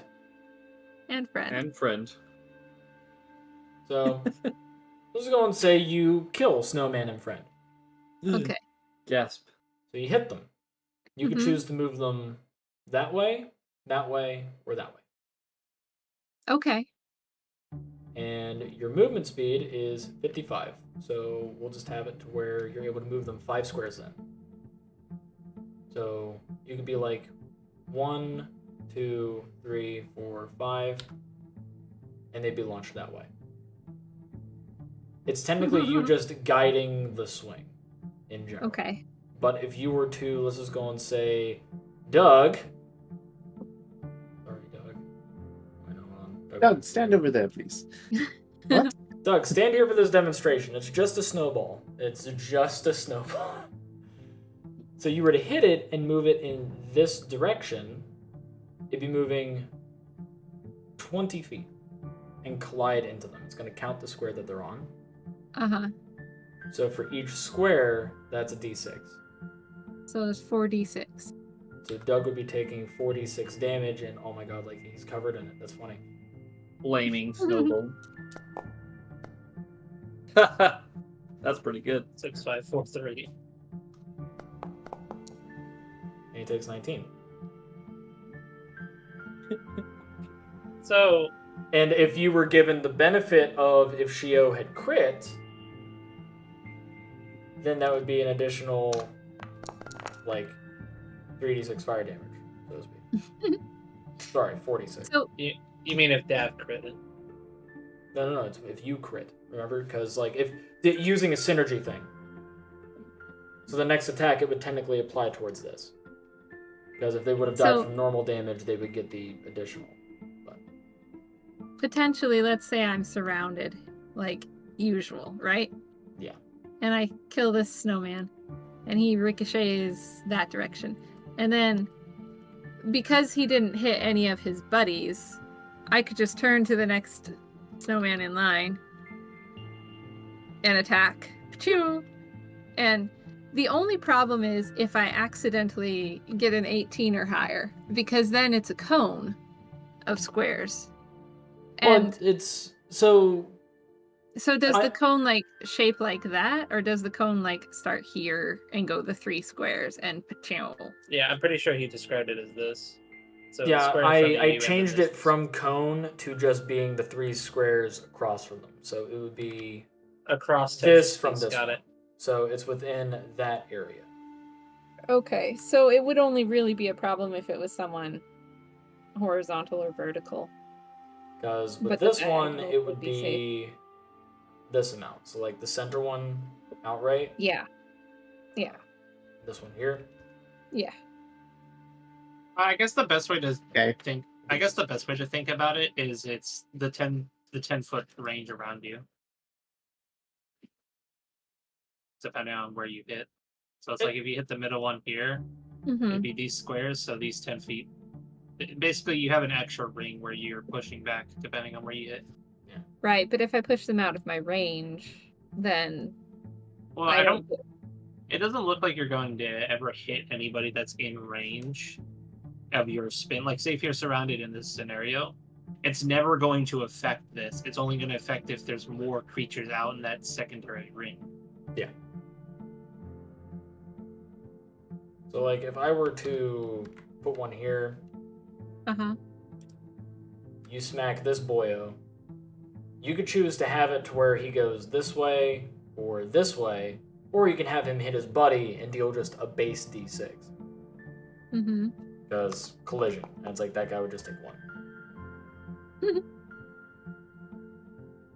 If he dies, he dies, but like he doesn't move now because the flash freeze wouldn't have applied to that. It only applied to the guy that you actually hit. Right.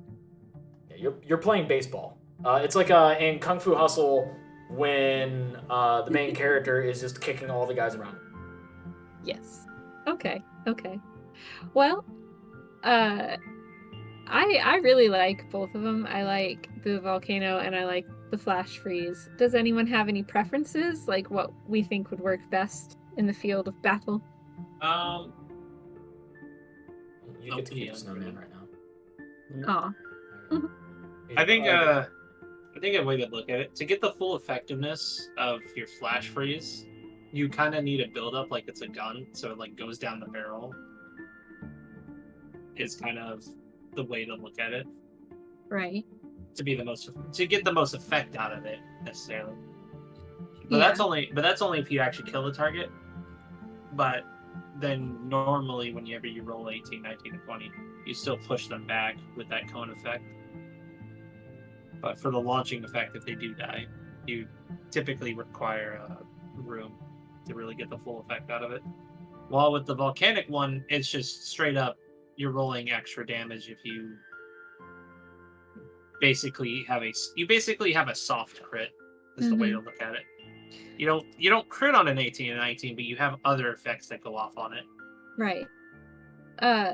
When it says consecutive hit for the volcano one, is that a consecutive hit of 18, 19, or 20, or is that a consecutive hit of any number? That's a consecutive hit of any number. It's just the Okay. 18, 19, or 20 is what initially gives them the lava. If you were able to go and hit again, then it's not more. Okay. So let's see, it's...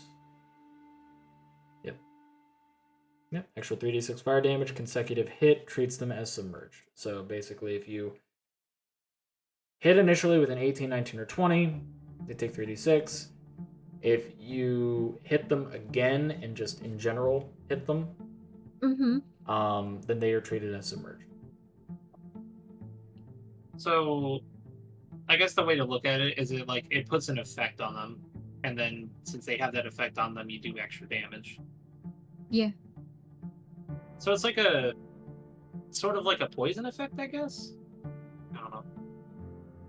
I mean, they're covered in lava. It's in general, you're either taking 3d6 fire or 5d6 fire. It's just based off of whether or not there is that consecutive hit. Yeah, and you actually hit on the first time that triggers the fire. You have an average of 12 damage per hit.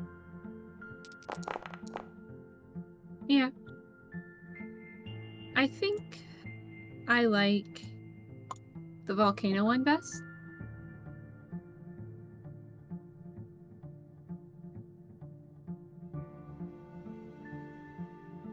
I think that's probably the one I'll take unless someone has opposition to it. I liked volcano. Because volcano. I almost died there. Uh-huh. I like it because it's thematic, and also because you've been doing a lot of fire-based stuff anyway, so it's good to stay on theme. You submerged your axe initially in it anyway, so kind of like it's a callback. It has a lot of stuff to it. Priston? You good with volcano? Yes, it sounds fine to me. Okay. Let's do that then. How would you like it done? We can simply just give you the last stone mana crystal we have, or I could actively add the stone metal to it, whatever that is. I think I have that. I know, I asked you for a list of stuff. Whatever one works best. Well, I believe having the metal also does additional benefits from what we've seen in the past. Well, right now all I've got is brass, which does fire. So if you have that list, let me know. So And the brass you need steel. the stone one still, right? Yeah.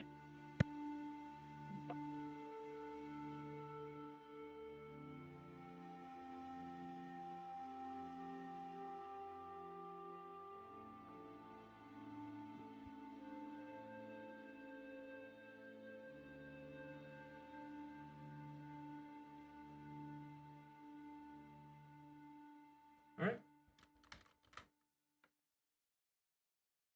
It's called Cleave.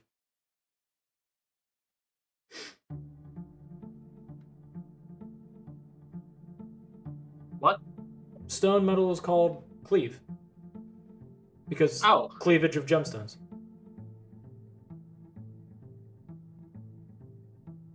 Okay.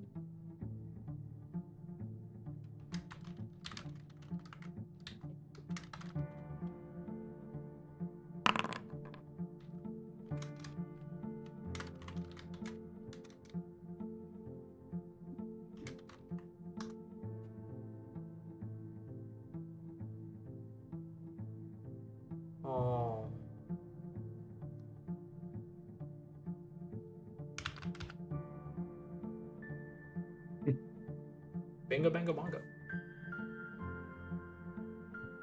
Do I need to roll anything to add it to her weapon? Yes. Do you have blacksmith tools? Yeah. You know I do.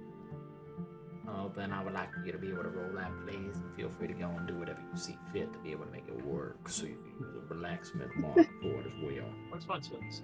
Here they are. And I'll put.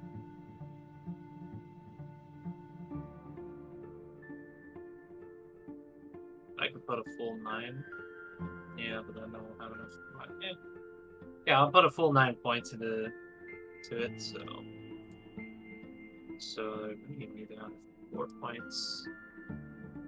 So plus 9 to this. Okay. What skill is it using or ability? This would be Constitution. Okay. Can I get Fernando's character to help? Yes. Like gasp. Legasp. 1 and a 15. Damn. Thank God for that help. All right, 31. You have managed to get it added. Nice. Good job.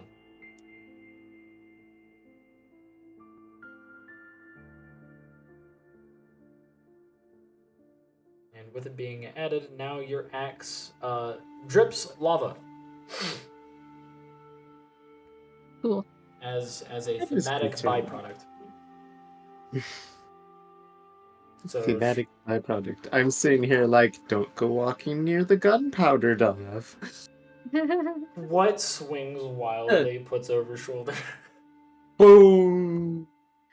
Drip, drip. Oh no. It's Super easy to track her. Just follow the trail.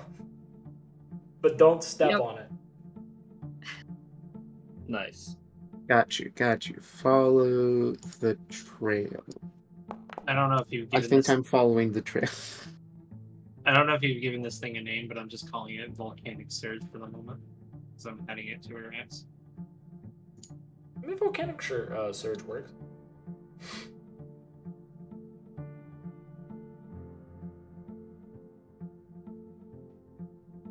I would have just called it magmatic flow.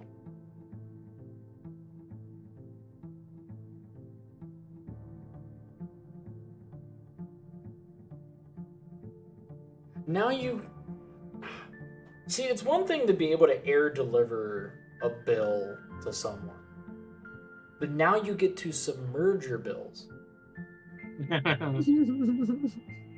Oh no.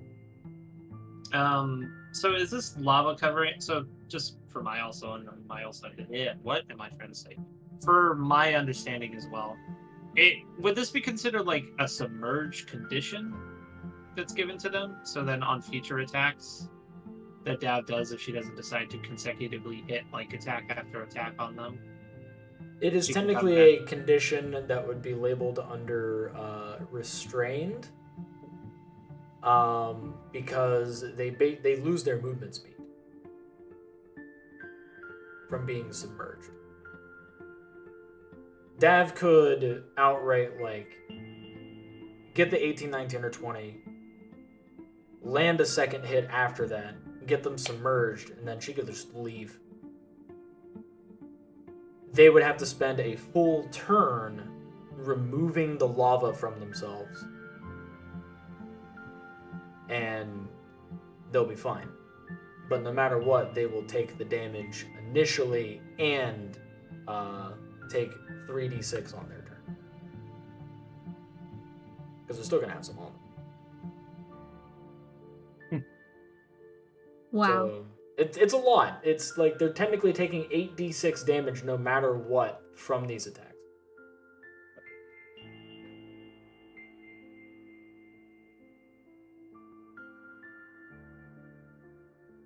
It's very good. It's very good. Very nice.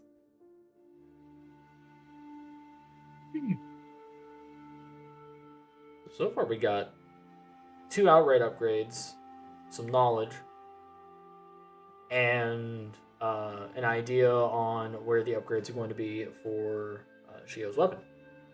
Mm-hmm. Mm-hmm. Which I think is pretty baller. Pretty good. It's pretty good. I will put that knowledge to use. No worries.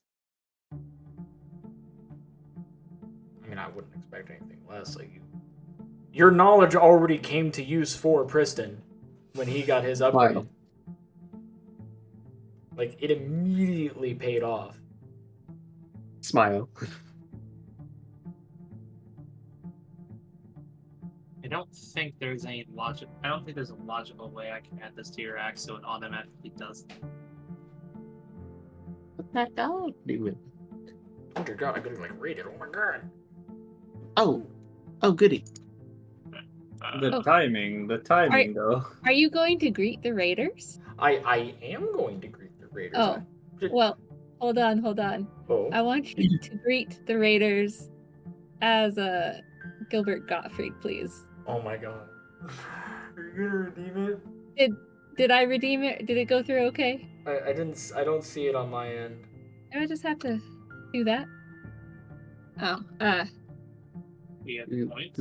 do click button? Do you have the hold points? on. I figured it out, I think. Technology is very hard. There you go. Yeah. There we go. Alright. Hello everyone! Oh my god. It is I! Undead Commander! No. Tropical Skeleton VTuber! I see. What have you done? This is making me so happy. I am not Iago!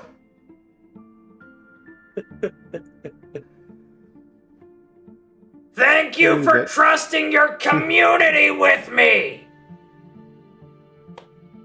It just gets louder and louder. I have to compose myself, you bird!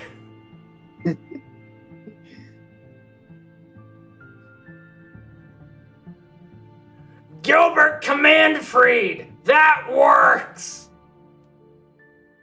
Oh gosh. Oh no. I hate that works.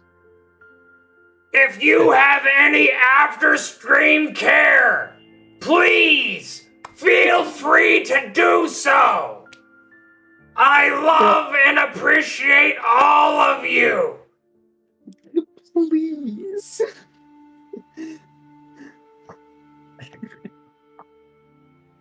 Satisfied? I forgot to eat dinner. I'm so happy. Thank you for doing that. It's no problem. I feel like the next few weeks as we get raids in, I'm going to just spend points and make you do voices. Oh my God, thank you for the posture checks and hydrates and stretches. Man. Oh my God. Oh, it broke your stream player. I'm sorry. It's a self-care package. That made me sweaty. You have to really like vibrate the back of your throat and like really tense up your diaphragm to do that. Pretty good though. Thank you. Oh, hey, it's no problem. I used to, during work while we were bored, I would, for my 2 coworkers, we would pick random pages out of 50 Shades of Grey and I would read them as Gilbert Gottfried. And it was the funniest shit we had done on the job. Well, besides mishearing each other over the white noise the machines are creating, because that's where the phrase Jesus Christ Sandwich Shop is going under came from. Ugh. Oh man, yeah. Oh, hold on, I need to drink a little bit more. Holy shit.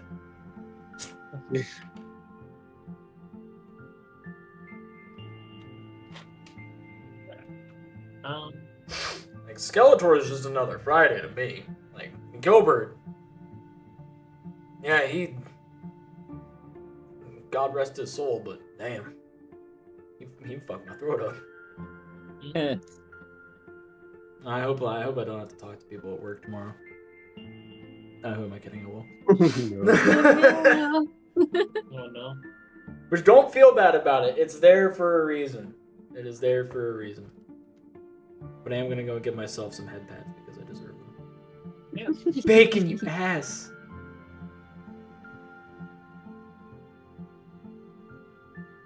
You have to do it as Gilbert Godfrey, though. Only if somebody redeemed it.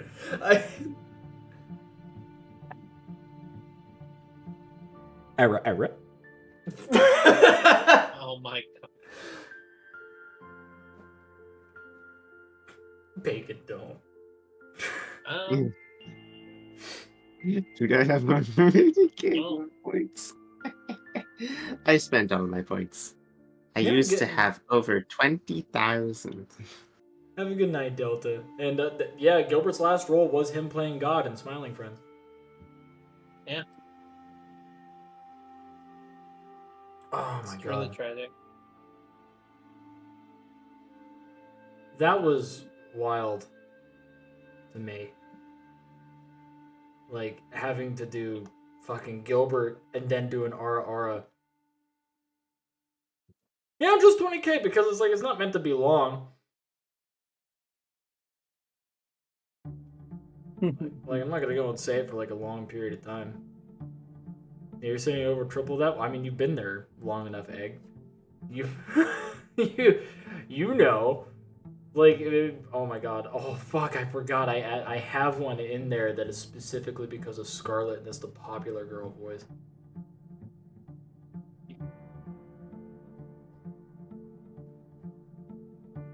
But, this is where we are able to end the session.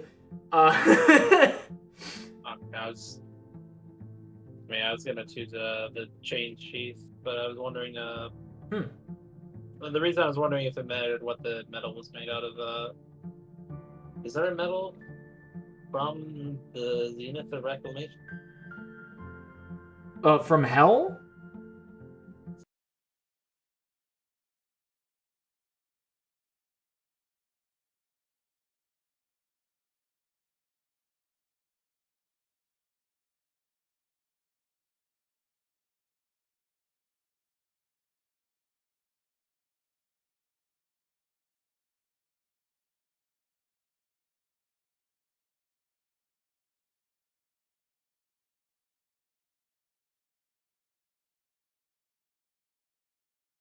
Yeah, he lost connection and came back, and No. poor Bacon's over there. Bacon's just screaming at him. The sound went out. The sound went out. You're dead, undead. Lol. What an Yeah, odd thing. the sound skeleton went out. Dead Fuck. And undead. and undead at the same time. Lol. There we I go. am a mod now. I think you guys are able to hear me now, right? Yeah. Yes. Okay.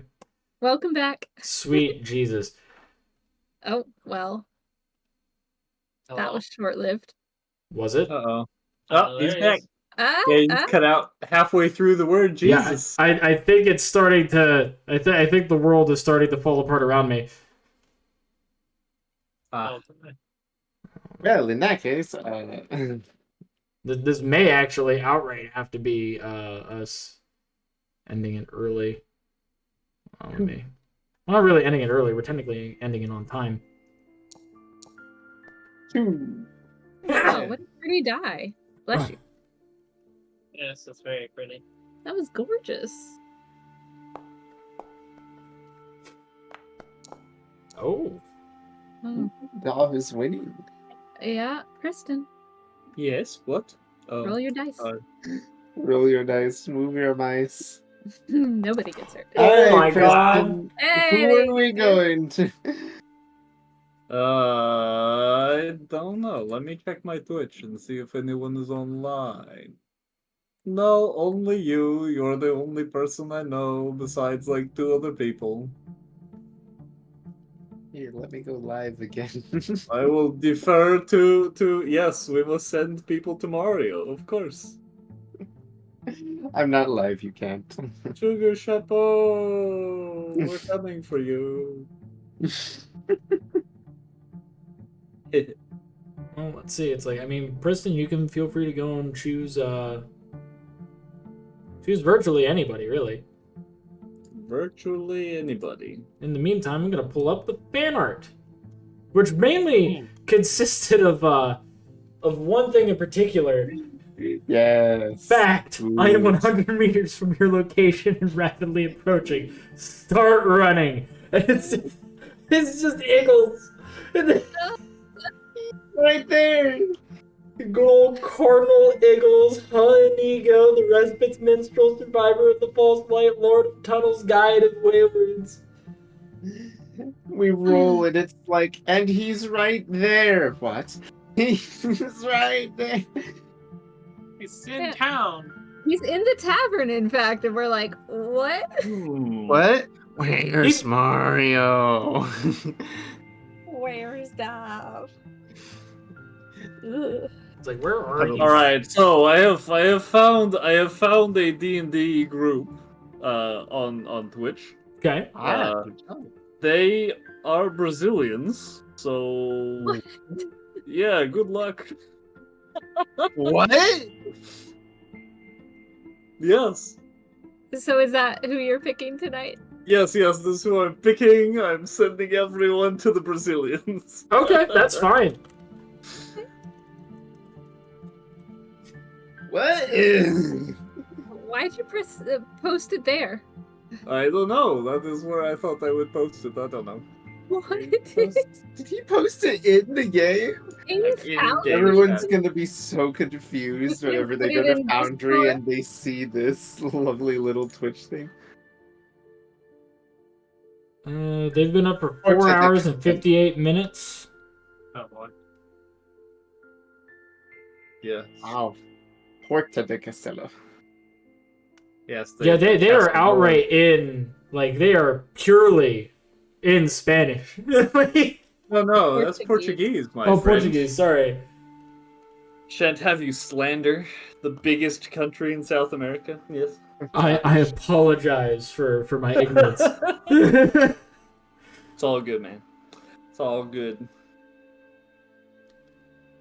I cannot speak this language. I am sorry.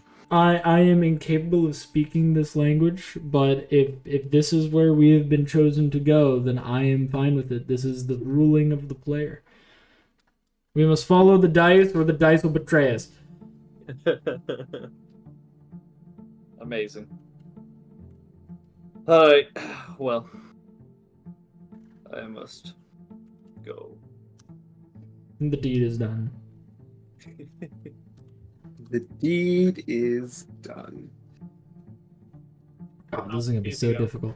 Hope you have a good night, Waymaker. Be sure to go and give some love to these wonderful folks. I'm sticking around for the raid. I mean, to be honest, like they're nice. They seem nice. Yeah, they seem okay. They seem fine. Oh, maybe I'll translate in chat. No, I won't do that. They talk very quickly. I mean, their general expressions and how they act are like it. You can definitely get a gist of like how they are. So, and you know how they are because of how they are. yeah, you can tell them they're Brazilian by the way they are. By the way they are.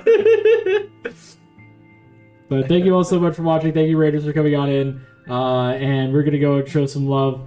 Language barriers aside, the fact that we are going to show some love is exactly what we need to go and do here. You all have a good one. Deuces, everyone. Bye. Night, y'all. Bye. Boy. Send me in. Send me in.